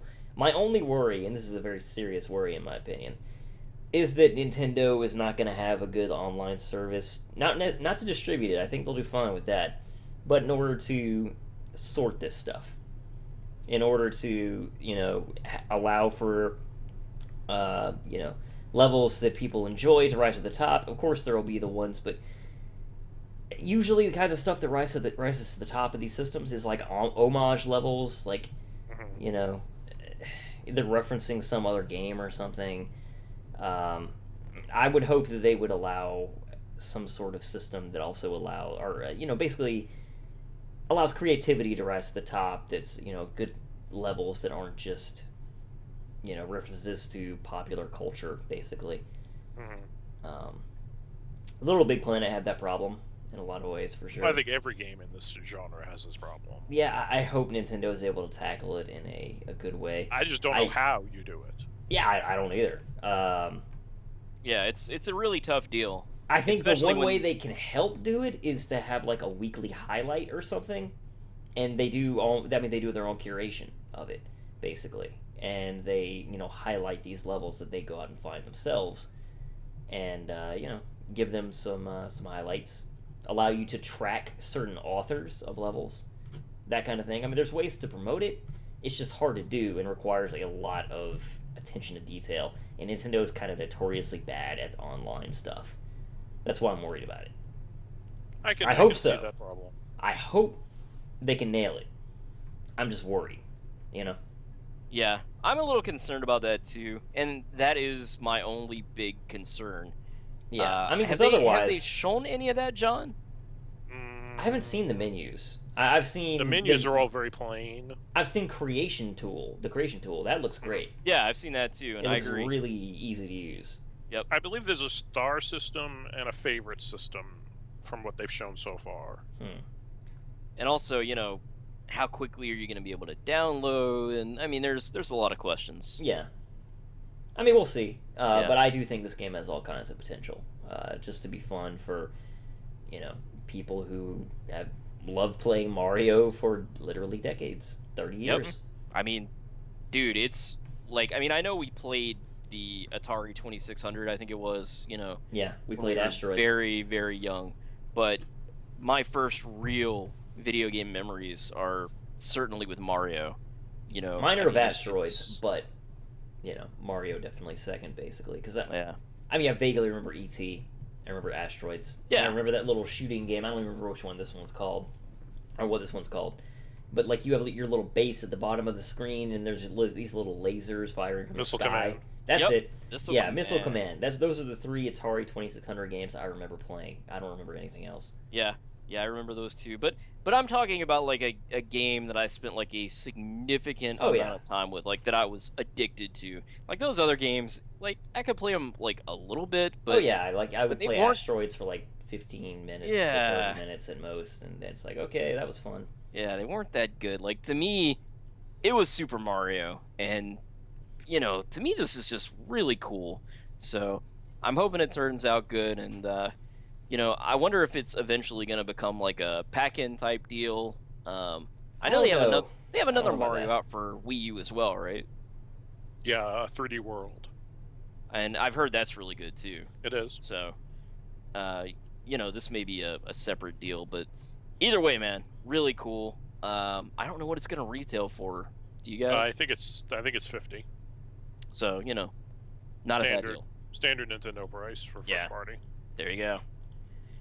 So Oh, also before we move away from Nintendo, I thought the announcement of Ryu, or Ryu, however you want to pronounce it, being in Super Smash Brothers, pretty damn cool. Yeah, that's one of the few guys they had left, I think, that just kind of like, it'd be really cool if this guy was in Smash. Now if they just put Ken in there. I don't think they want No. two Street Fighter characters. As much as I would love that, like, have Yeah. Ryu and Ken. Even though they're like the exact same character. Similar. I mean, they Like, definitely like given in the them... original Street Yeah, Fighter yeah, 2, yeah. Street know. Fighter 2, for sure. Like obviously in Alpha, different. Yeah. But yeah, I just thought that was cool, and the way they did that was really nifty too. All right. I think that should have been saved for the E3 press conference, but Yeah, I do too.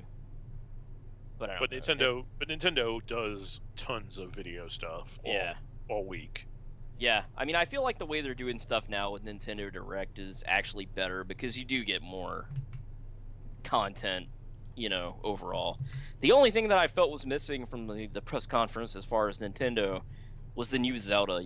I didn't want a release Well, they date. said they were never that it wasn't going to be there. Well, I didn't want any kind of release date or anything like that. I just wanted to see how it was going because I guess it was last year we saw.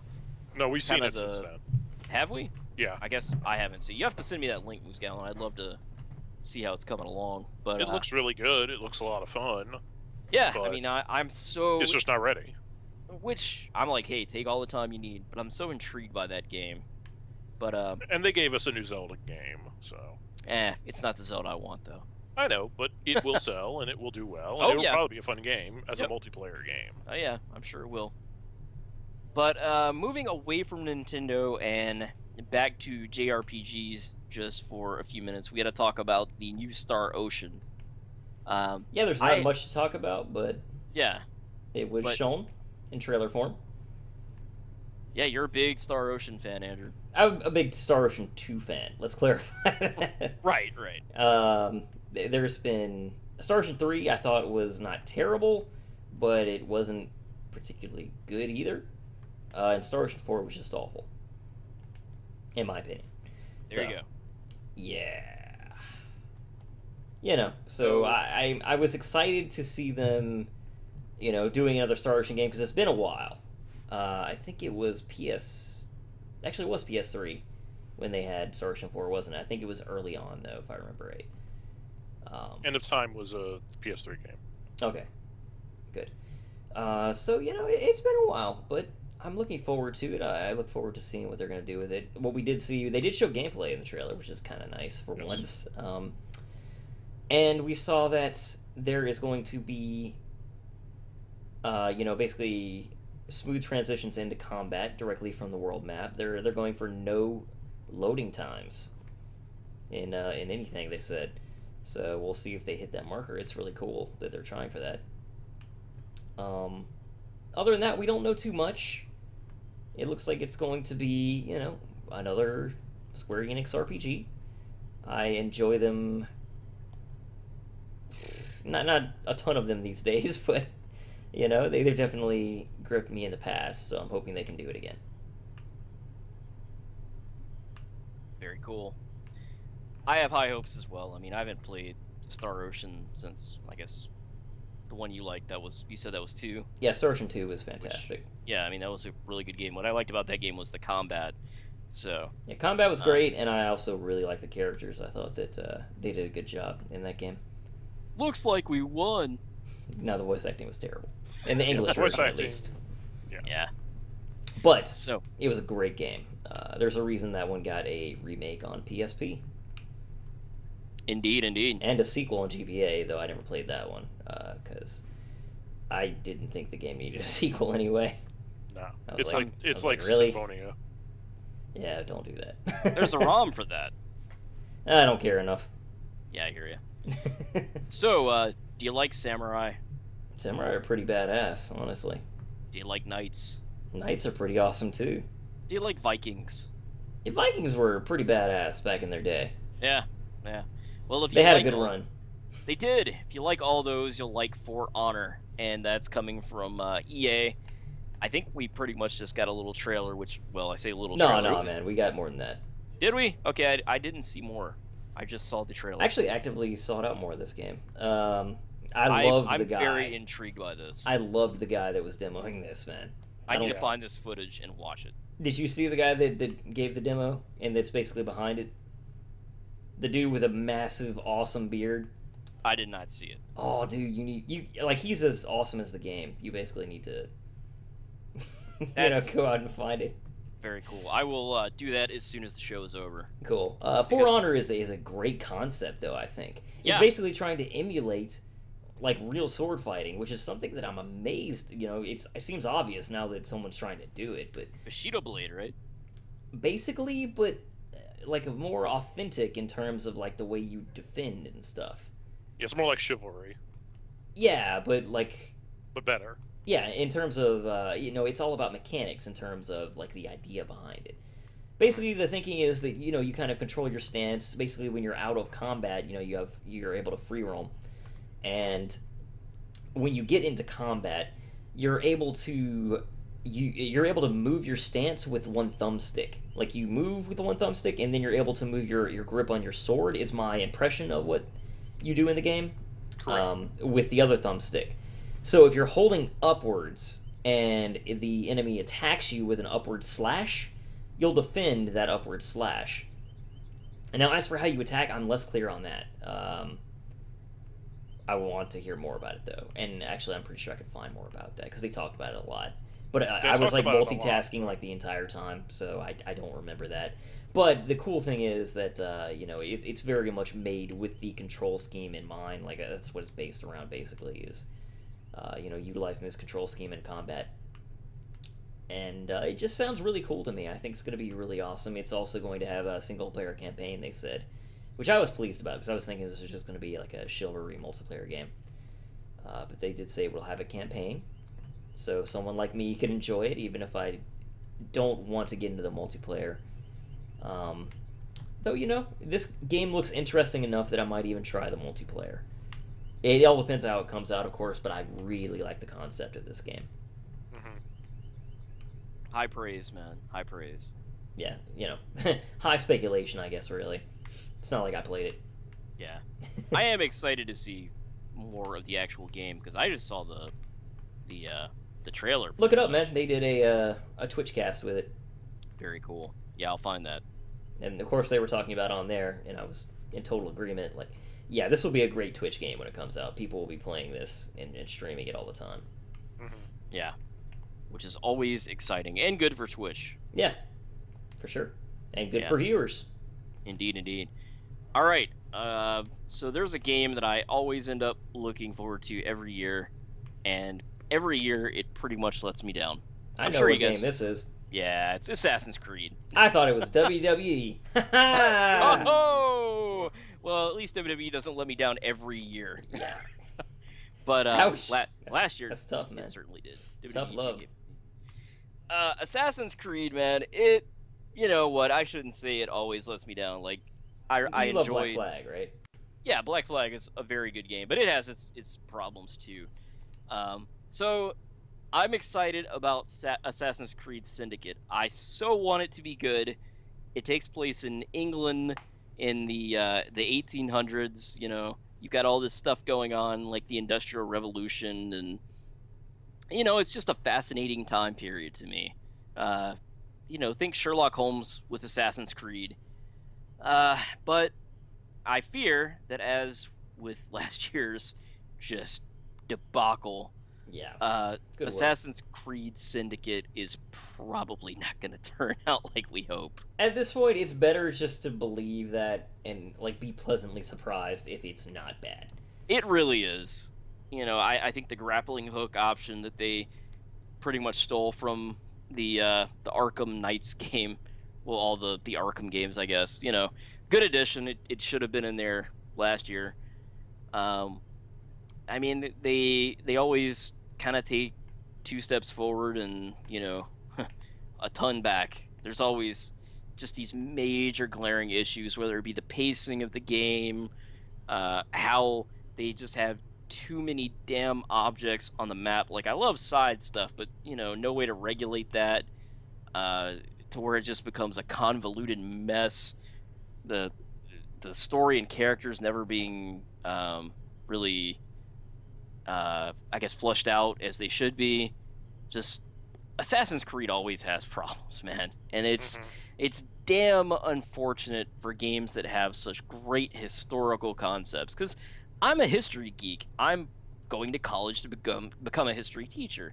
So, good God, man, it would be great to have a historical game that is awesome. And Assassin's Creed is all about history.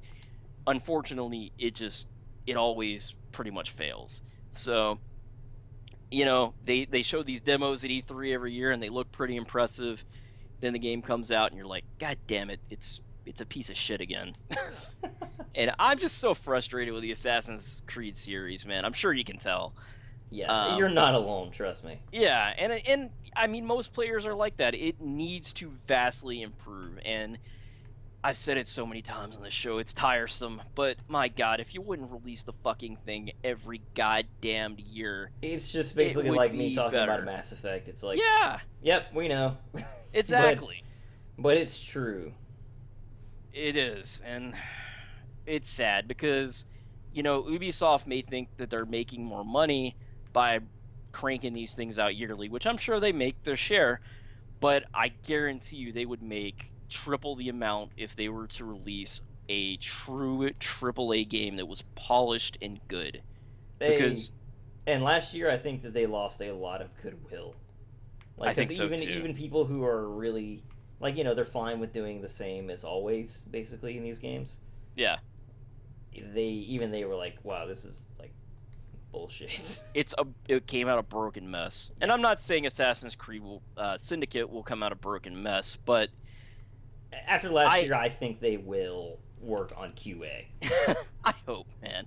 I just don't have high hopes for it. And Yeah, it's a matter of will the game be worth playing regardless. yeah, you know, we'll see.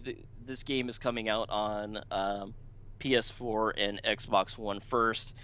It will apparently eventually have a PC version. We don't know when that's going to be, but you know, like I said, man, I want to get excited, but I just can't allow myself to, because then I would be pissed off like last year when they tackled the French Revolution, and, you know, a time period that should be easy to just make an awesome game in, just flush down the fucking toilet. Let's move on. Word. a game that is awesome, and a game that you're currently playing. Well, not you're playing the original. You're That's playing not the original. sorry, XCOM. XCOM Enemy Unknown. I'm Enemy playing. Unknown. The original was the original XCOM, which was a really old PC game. Mhm. But yeah, then there was 2 other XCOM games that followed that up, and then there was the remake many years later, XCOM Enemy Unknown, and I'm playing that plus the expansion XCOM Enemy Within, which is the thing where you're able to cybernetically enhance and genetically modify your soldiers like the aliens to fight the alien threat. It's awesome. And the Lots reason of we XCOM, mention all man. this is because XCOM 2 is coming out. That's right. Finally getting And- to it. So last show we talked about the trailer, and now we've actually seen footage. So, Andrew, man, you got to take it away. You are the XCOM guy. Yeah, I love XCOM, man. XCOM Enemy Unknown, that was probably my game of the year it was released. I think it was 3 or 4 years ago now. Might even be 5. But anyway, it's been a while. But, man, such a good game. I didn't play the original XCOM because I wasn't a PC gamer back then.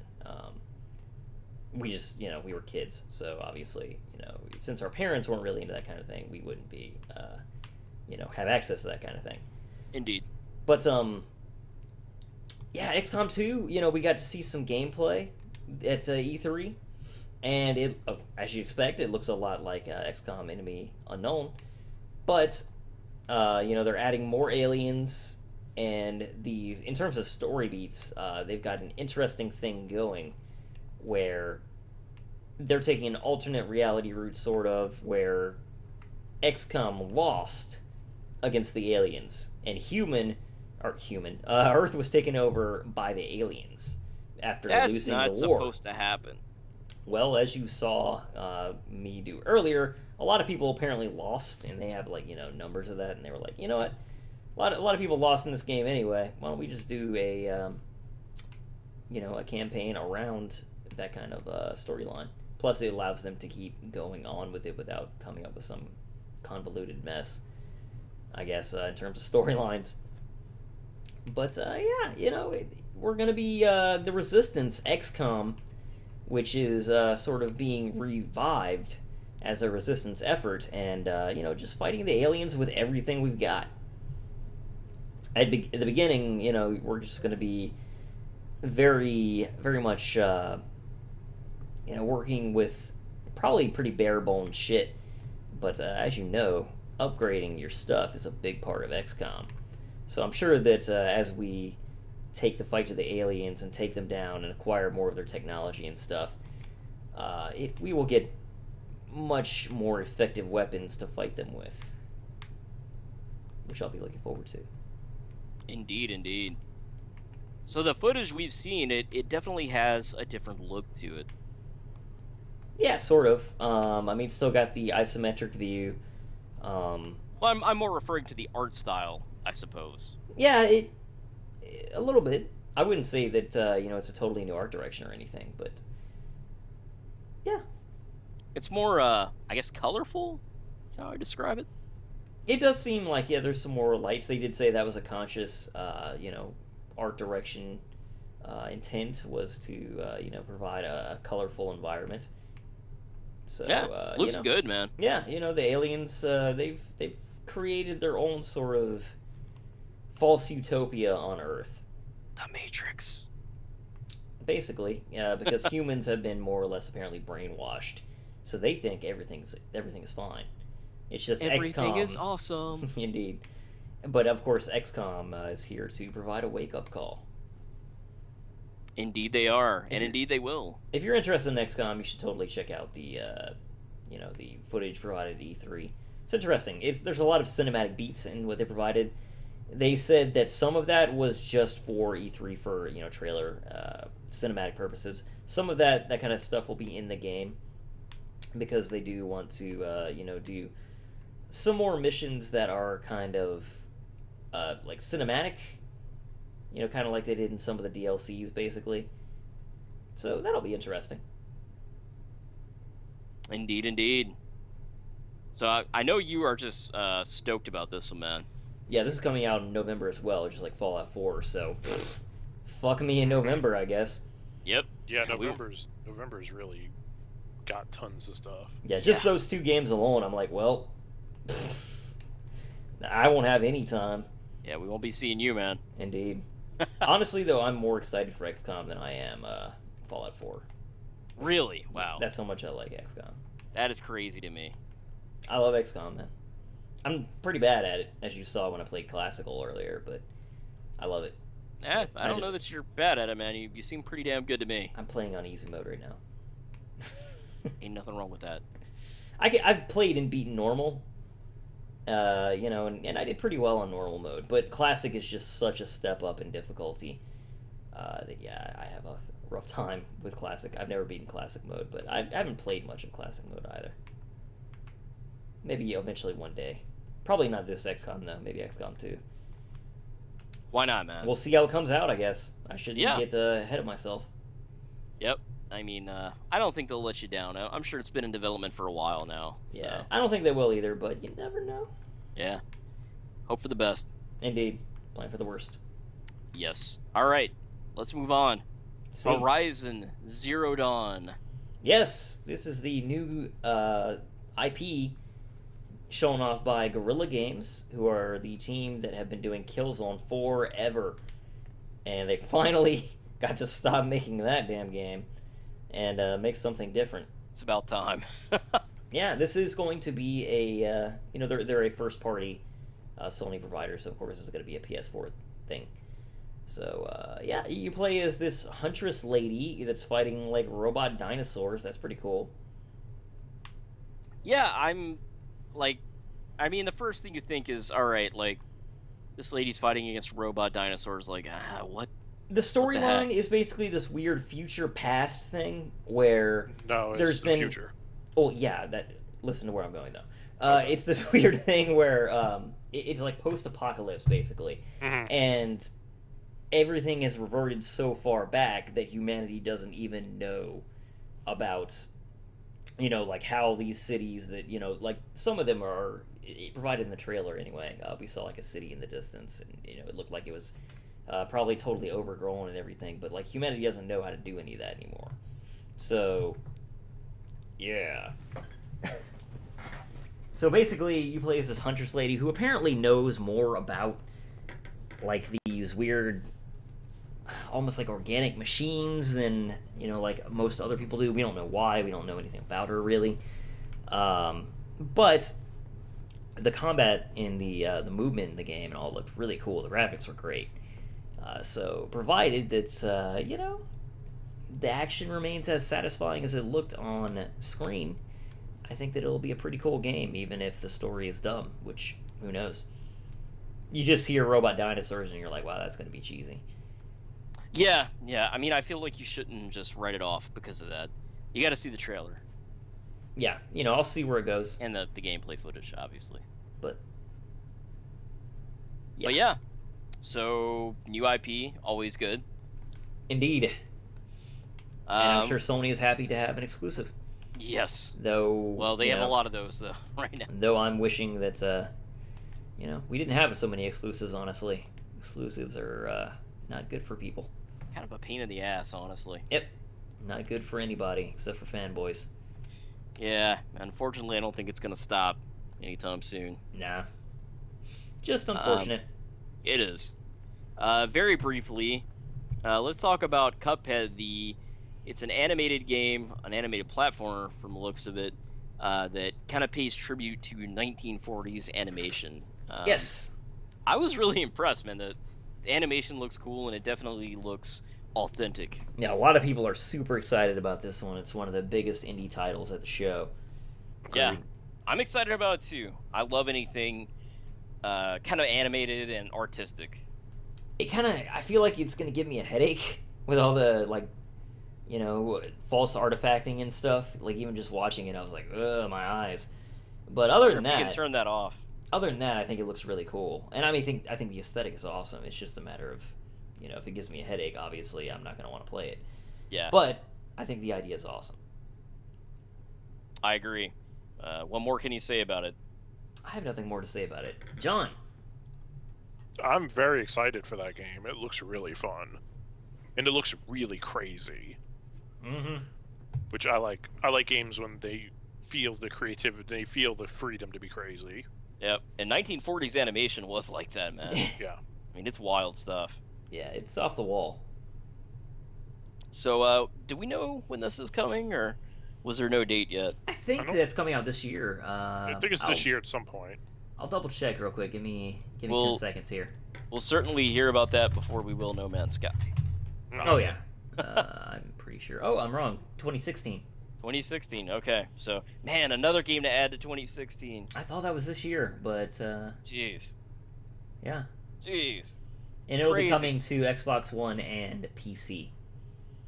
Very cool. Well, I know what I'll be buying it on. Yeah, same here. PC. Xbone, I really don't have plans to buy one, Yeah, I don't either. Nope. but we'll see what happens in the years to come. Yeah, I mean, you never know, but I would get a Wii U way before I would an Xbox One. At this point, I'm in the same boat. So, all right, our last game. Oh my god. I know it's wild. The show has gone on for a long time, and if you've been watching or listening, thank you for sticking with us. We appreciate it. Yeah, So you got our endurance. Yes, our last title is Deus Ex: Mankind Divided, and I know you're a fan of Deus Ex, Andrew, and I played a little bit of the last game. Well, more than a little bit. I played a good bit of it. I did not beat it. I thought it was a good game that had some issues. What do you think of this new title? I kind of feel the way you did about the Deus Ex Human Revolution, the last game. Yeah. I feel like I enjoyed certain parts of it, but I feel like other parts of it were wonky, and I feel like the story, like towards the end, just lost its way in a big way. That's just my opinion, but I hated basically the way that game went in the last few hours. So it's kind of like I'm interested in Deus Ex: Mankind Divided, the new one, but I'm also kind of wary. I did like some of what they showed off. They showed some gameplay. I watched some more on I believe that was on Twitch, where I watched some of that.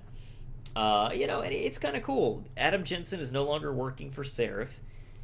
He is now a part of. Actually, can I even remember what he is? I think he's a part of, like, some Pro Aug association or something. I don't even remember that for sure. I don't want to give the wrong impression here. But anyway, the point is he's going to have more augments. He's going to, be even more of a badass than he was before. Stealth gameplay is still going to be perfectly viable, but now this time they're also working much more on like a combat-focused approach. They showed some of that in the gameplay. They showed basically he's able to like encase his entire body in like this sort of augmented armor and stuff, so he can go toe to toe with guys. So you don't feel like you're just kind of outmatched when you go up against a room with bad guys.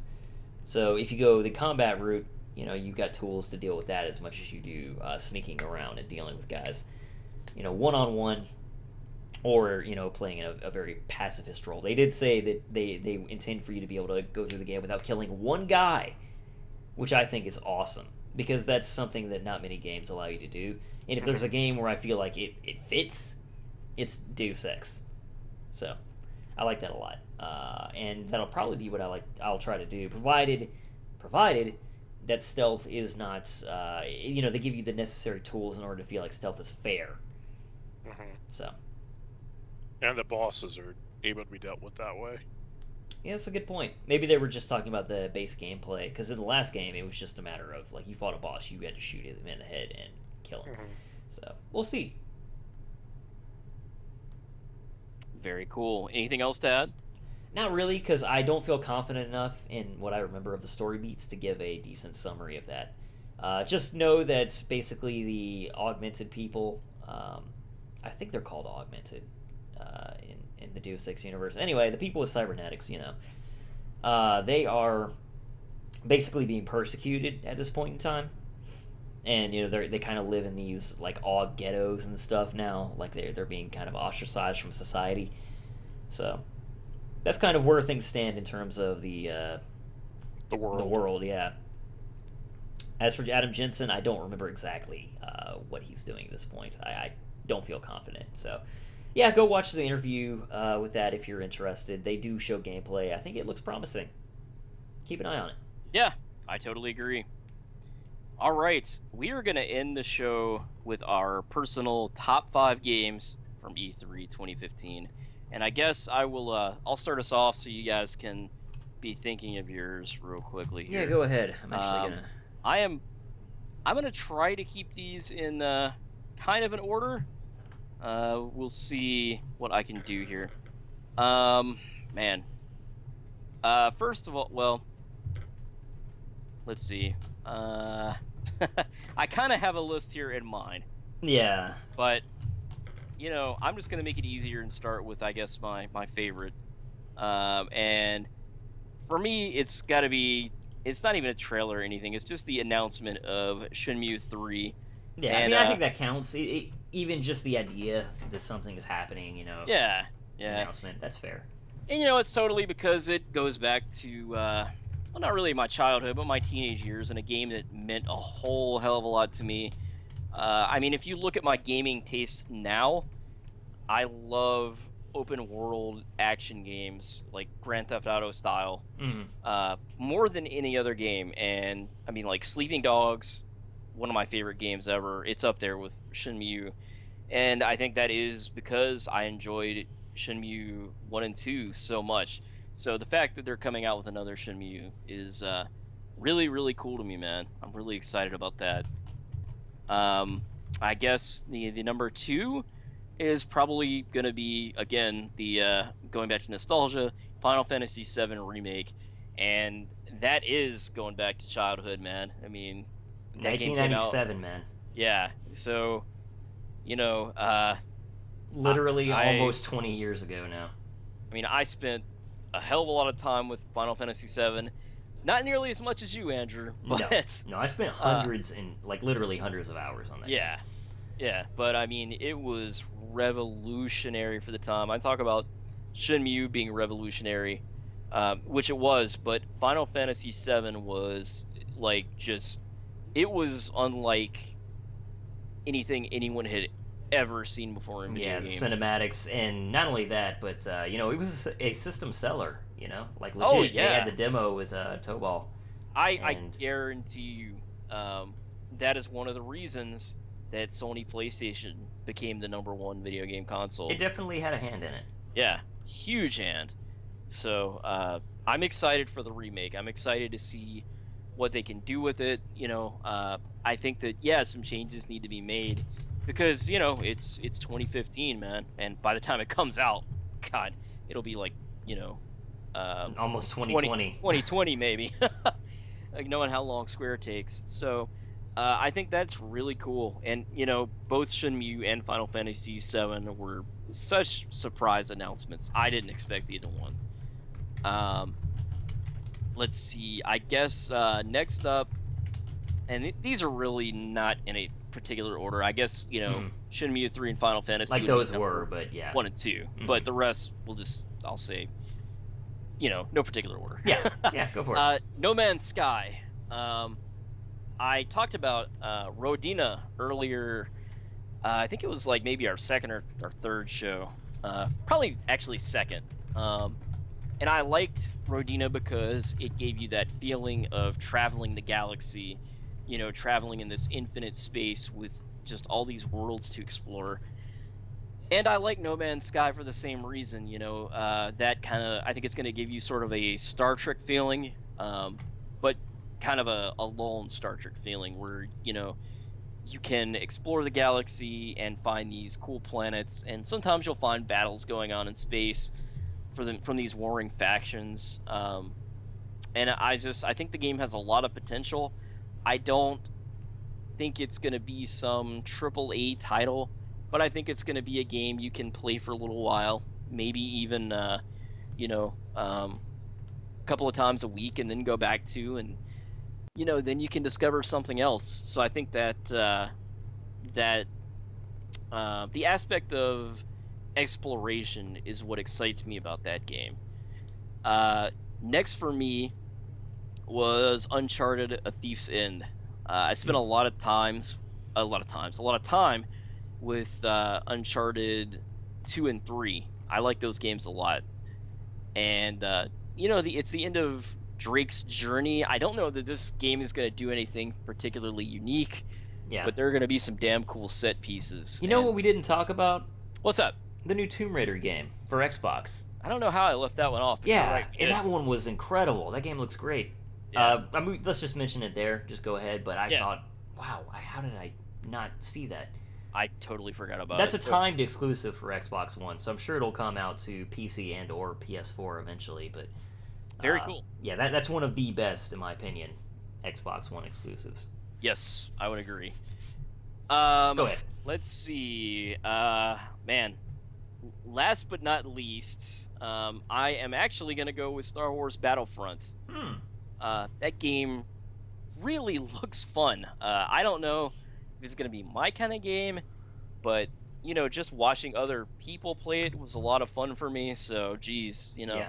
even if I suck at it, and, even if the single-player campaign is very short, I think it could be something I pick up and have fun with. Yeah, that'll probably be the first shooter I buy in years, to be honest. Yeah, Like I hear years. that. And also, I want to give honorable mention to Shin Megami Tensei X Fire Emblem. Cool. I mean, I couldn't put that as one of my top just because we didn't really see any gameplay, but I really enjoyed the trailer for that. It left a good impact. Yeah, So- I mean, you haven't really played those games either, so.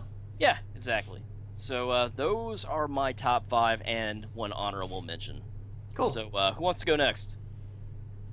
I'll go next. All right. My number one, my list is probably going to be pretty obvious, honestly. Number one is obviously the FF7 remake. It's not even a question. All we saw was a little teaser trailer, but I have literally been screaming from the rooftops. Probably not literally. But I've been asking for this game literally for probably about 7 or 8 years. And yeah, here we are. They finally announce it. It's going to have, even on the consoles, the power of the PS4 behind it. I do think this will get a PC release eventually. But just the timed exclusivity for it still makes me be like, I should probably get a PS4. I have so much love for FF7, even with its flaws that, since I've grown older, I've seen, the more objective bad things about it, and kind of some of these subjective problems I have with it in terms of, like, storytelling, and, obviously there's the translation issue, and, the fact that it is really easy. There's some issues that, you could take to task with it, but it's got that nostalgia factor that there's so many parts of it that I had such an emotional investment in growing up, in some ways FF7, had a hand in shaping me as I grew up, just because I was that hooked on it. And, for them to come along and say that we're going to remake that, but better, can Square Enix today do that? I don't know, but for them to say that, it excites me. So that's easily number one, even though it's just a trailer. Number two, just basically your list reversed, Jason. Shenmue 3. Shenmue 3 is exciting. Again, it tickles the nostalgia itch. I don't really know if Shenmue 3 is going to be a game that when it comes out, I'm like, yeah, this is, potential game of the year. Or if it's even going to be something that's, I feel like I have to finish immediately. It'll depend on the pacing and such, like I mentioned. But I think it's awesome that it's happening. It's exciting. It was unexpected. And I did have a lot of fun with the Shenmue games, in the past. So, even with it being 2015, some probably outdated gaming philosophies being included in the game, I expect, I still think that it's going to be a good time. I got to agree. Number 3, and I do think these are probably in order, honestly, but Mirror's Edge Catalyst. Easily number 3 for me, honestly. And even, honestly, this could be number 2, potentially, though. But I love Mirror's Edge 1. I'm one of the people that, other people who don't like Mirror's Edge like to mock. They're like, oh, yeah, first-person platforming, I thought that it was really novel. Parkour, I think the parkour is awesome. I'm like far too uncoordinated to ever do that type of thing. I'm just a lame white dude. But, man, that game is just so visceral in terms of its feeling of verticality, of falling. You know, you get that rising feeling in your stomach when you play Mirror's Edge, when you make those badass leaps. And having it be first person, you know, it just feels awesome. Imagine a Mirror's Edge game on an Oculus Rift, man. Oh, that would be incredible. I would pay so much money for that kind of thing. I would pay the price of the Oculus. Yeah, same here. But I mean, being able to do that again, I liked Faith as a character. I'm not as into her as a lot of people are, but I liked her. So you know, it's going to be nice to see more Faith, of course. But to me, it's, you know, more about just the experience of being able to do some more first-person parkouring. You know, with hopefully them having learned some lessons from the first game about, you know, mostly, in my opinion, about momentum and how placing roadblocks in certain times in your free run is not a good idea. I know there's going to be those times when you have to do puzzles and, you know, like the pacing's deliberately slow, but I hope there's less places where they kind of stop your long free run. I hope there's long segments of the game, like literally like 5 minute areas that just let you run and do jumps and wall runs, and you know, that are really deliberately laid out, you know, for a kind of like at least beginner's path of here's what you need to do. But they also have said that they're going to be, you know, there's going to be multiple routes, you know, for you to get around in all, like basically all the levels. So, you know, maybe a expert could see a sign off to the side, you know, where there's, you know, like maybe a bunch of pipes you could slide under and jump over if you were doing a beginner's route. But, you know, if you're an expert, you can leap off this sign and then grab onto a pole and swing off and then hop over to this scaffolding, you know, on the side of a building instead. Oh, it's so exciting. It's so much fun, man. I loved it. And, oh, just to have more of it, it just excites me so much. Anyway, number 4 for me is got to be XCOM 2. I love XCOM.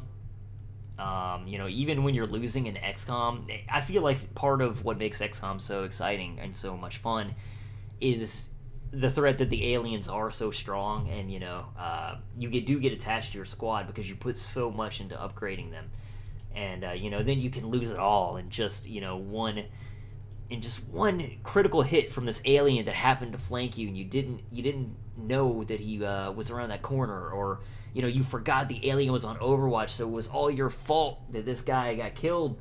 Didn't anticipate it, man.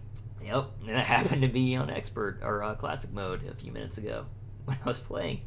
Forgot about Overwatch a couple of times and got dudes killed. But, you know, I just love that stuff. And it's all the more fun since you can name your guys, and, you know, whether you want to be goofy and name them after TV personalities, or you want to, you know, name after your family and friends, and, you know, that kind of stuff. It's always a lot of fun. Have you ever done Family and Friends? I haven't done that. No, I've never put Jason in the game and gotten you murdered. You'll be glad to know. I'm just curious, man. I had to know. I'm probably going to do that right? in XCOM 2, though. You guys are probably going to be soldiers. So, you know, John. decide. I know that John, you're going to be a sniper. Just because, like, I know you love to snipe. You should probably be happy about that, though, because that means you're going to be in the back of the battle most of the time. So you've got probably a better chance of living than anyone else. That sounds good. Jason, I don't know what you would be. You know, there's not going to be exact analogs for the classes in this game, but, you know, maybe I'd make you a heavy trooper. I'd give you, like, a heavy assault rifle and... Yeah, that sounds a bit like me. Something like that. I don't know, man. I don't heavy really... weaponry. I don't think you would be in a frontline assault, is the thing. I think you'd be kind of like a mid-range heavy. Yeah. You'd have a rocket Kung Fu launcher. class, right? Well, the assault class, kind of like equivalent in this game, is going to be able to use a machete and run into close range. So, that's you know, cool. I could make you them, but you're also going to be the dude who's most likely to die because you're going to be my scout. Yeah. Dag nabbit. It's my fate. It's my fate. That's your fate. Okay. Well, there it is. XCOM 2. You know, you can tune in to see the other members of Rare Drop die. Yep. Now you got to play it on the Twitch. Play it on stream, yeah. Yep. I might do that sometime. But yeah, I'm really excited for this game. And, you know, I enjoy XCOM so much. I feel like it's a game that's really iterative. Or it can be really iterative. And, you know, like the way that mods can make it a lot better. And the way that the enemy within expansion made the original game so much better. Just because, you know, you can add a few more elements to this game that's already, you know, really complex and a lot of fun. It has a lot of strategy. and that just makes it that much more interesting because there's more variables to consider, you know. So with XCOM 2, I think they're going to do a lot of that. Yeah, you know, there's going to going to fall back on a lot of their old ideas that were successful, but they're going to add in a bunch of new stuff. We already know they're going to add in more crazy aliens, so that's exciting. There's going to be lots of dudes dying, I'm sure, so that'll be fun and terrifying, and I'm looking forward to it. And finally, no. Yes, indeed. And finally, number 5, I think it's going to be Fallout 4. This one is pretty... It's tough for me, but I think Fallout 4 gets it, just from the amount of stuff you can do. The funny thing is, I thought that Fallout 3 and New Vegas were kind of overrated, at least for my personal tastes. I didn't like them all that much. I thought that they were pretty good games that had really bad combat that, you know, kind of turned me off to the game as a whole. Right. Fallout 4 looks like they've probably gotten combat a little more right, and even if they didn't, it looks like there's a lot more to do that interests me, because I always enjoy making like a personalized house, and you know, the fact that you can kind of defend your base and like make it into a settlement sounds like a ton of fun for me. Yeah, that's just the kind of stuff that I like to do. So you know, that alone makes me excited. The fact that you can create power armor and, you know, like wield that and like have a Gatling gun to just mow down fools, that sounds even better. So, you know, they've hit some really good buttons for me with that one. So, Fallout 4, I think, is going to take number 5. Before we move on to John, I do have a couple of honorable mentions real quick, just like you. Just 2. For Honor. This game came out of left field for me, but I think it's really cool. And I think it's a game that kind of has a lot of potential, especially on the multiplayer end of things. I feel like it's a game that could, if it's done really well, have a lot of legs in terms of, you know, kind of having a lasting community. And I think that it's just a really cool idea. There hasn't really been a really visceral kind of sword fighting game. I mean, there's Chivalry, but that's kind of like first person, just slash, and, you know, whoever gets the first few hits is going to win. It's not much less about, you know, defending and positioning and stuff. But the last one I can think of is Bushido Blade, like you mentioned earlier, Jason. So yeah. John mentioned that to me when we were watching the trailer, and I was like, yeah, Bushido Blade. Yeah, in terms of like the strategy involved in the sword fighting, it's like that.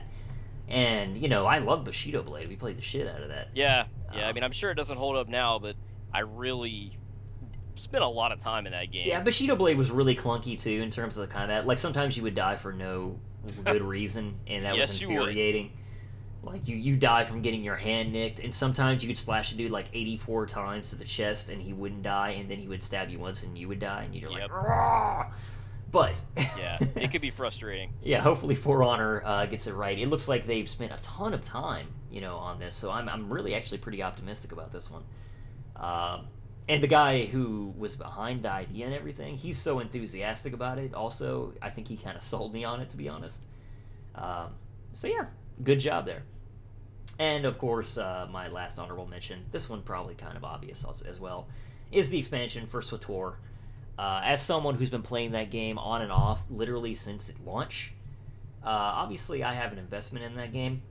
And to see that they're doing something different, that's not just, I don't know, like, oh no, Organa is in trouble, and, you know, we've got to defend them from blah blah blah from the movies. You know, they're kind of doing their own thing again, and, you know, kind of getting away from the Republic versus Empire thing, which, you know, is always fun, but I feel like we need something a little different if we're gonna do a really story-based expansion, and especially since the Empire, as we left off, are really on their back foot. Like, the Republic is kind of like smashing them in terms of the storyline. So this will kind of let them get back to an equilibrium point too, if they want to.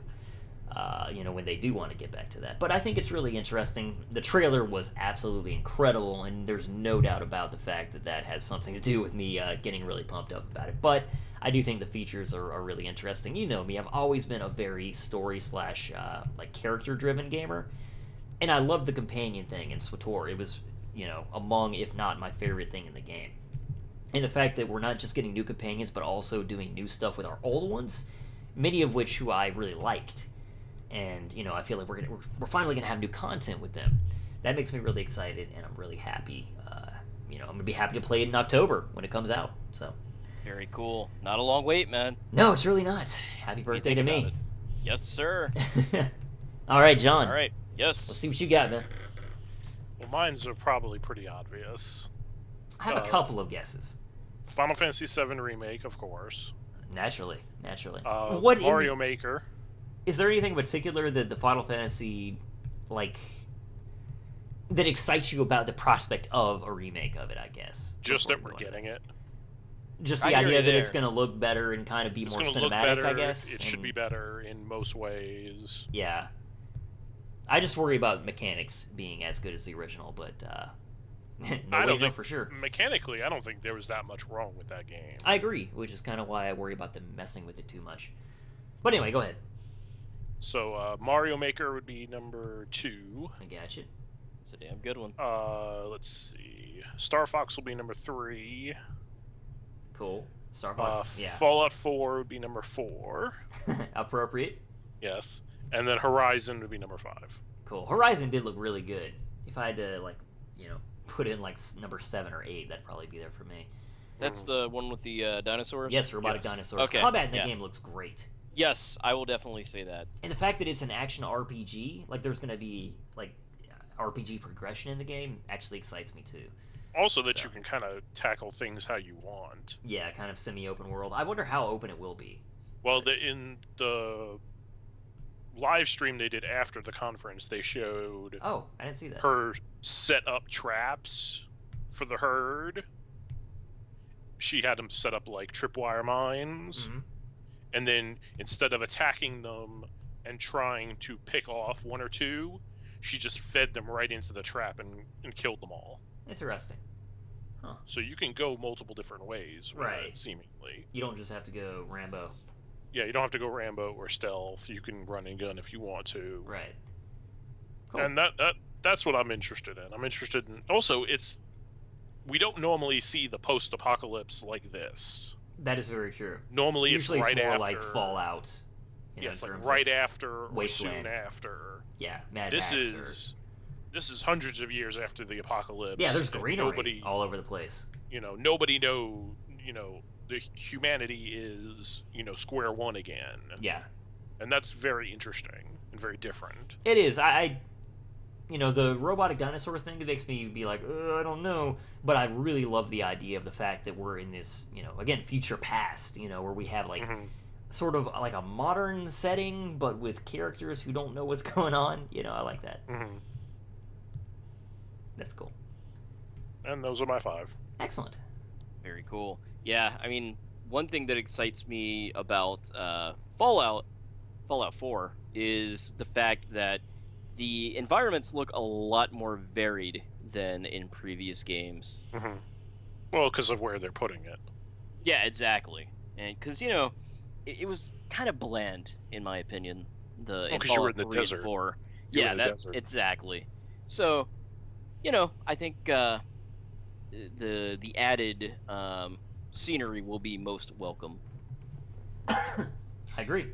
But yeah, man, it's I gotta say this has been the best E3 in quite a few years. I mean, it's the best one I can remember in memory, honestly. Yeah, this has been an awesome E3, or was. Me too. It's over now. I mean, my God, we haven't been podcasting E3 for as long as this existed, but we've had quite a few E3 shows. I would say this isn't our first rodeo. Yeah, at least probably 12 years worth, and so I mean we've been podcasting a long time. Podcasted before it was cool, kids. That's true, actually. It's cool. But... yeah, celebrities podcast now, man. It's wild. It's all over, man. Yep. It's hard to get paid now. I don't think we're getting paid. That's okay. Yeah. But thanks, gentlemen. It has been a blast talking about E3 and talking about video games as always. We didn't get to any news or anything this time, but hopefully we can get back really soon with another show and just sit down and chat more about other things. Of course, most of the news has been E3 related. So oh yeah, in terms of games, absolutely. Yeah, exactly. But yeah, thanks very much. I have been Jason, along with Sander and Moose Gallon. And we'll see you right back here for another edition of Rare Drop Gaming Podcast.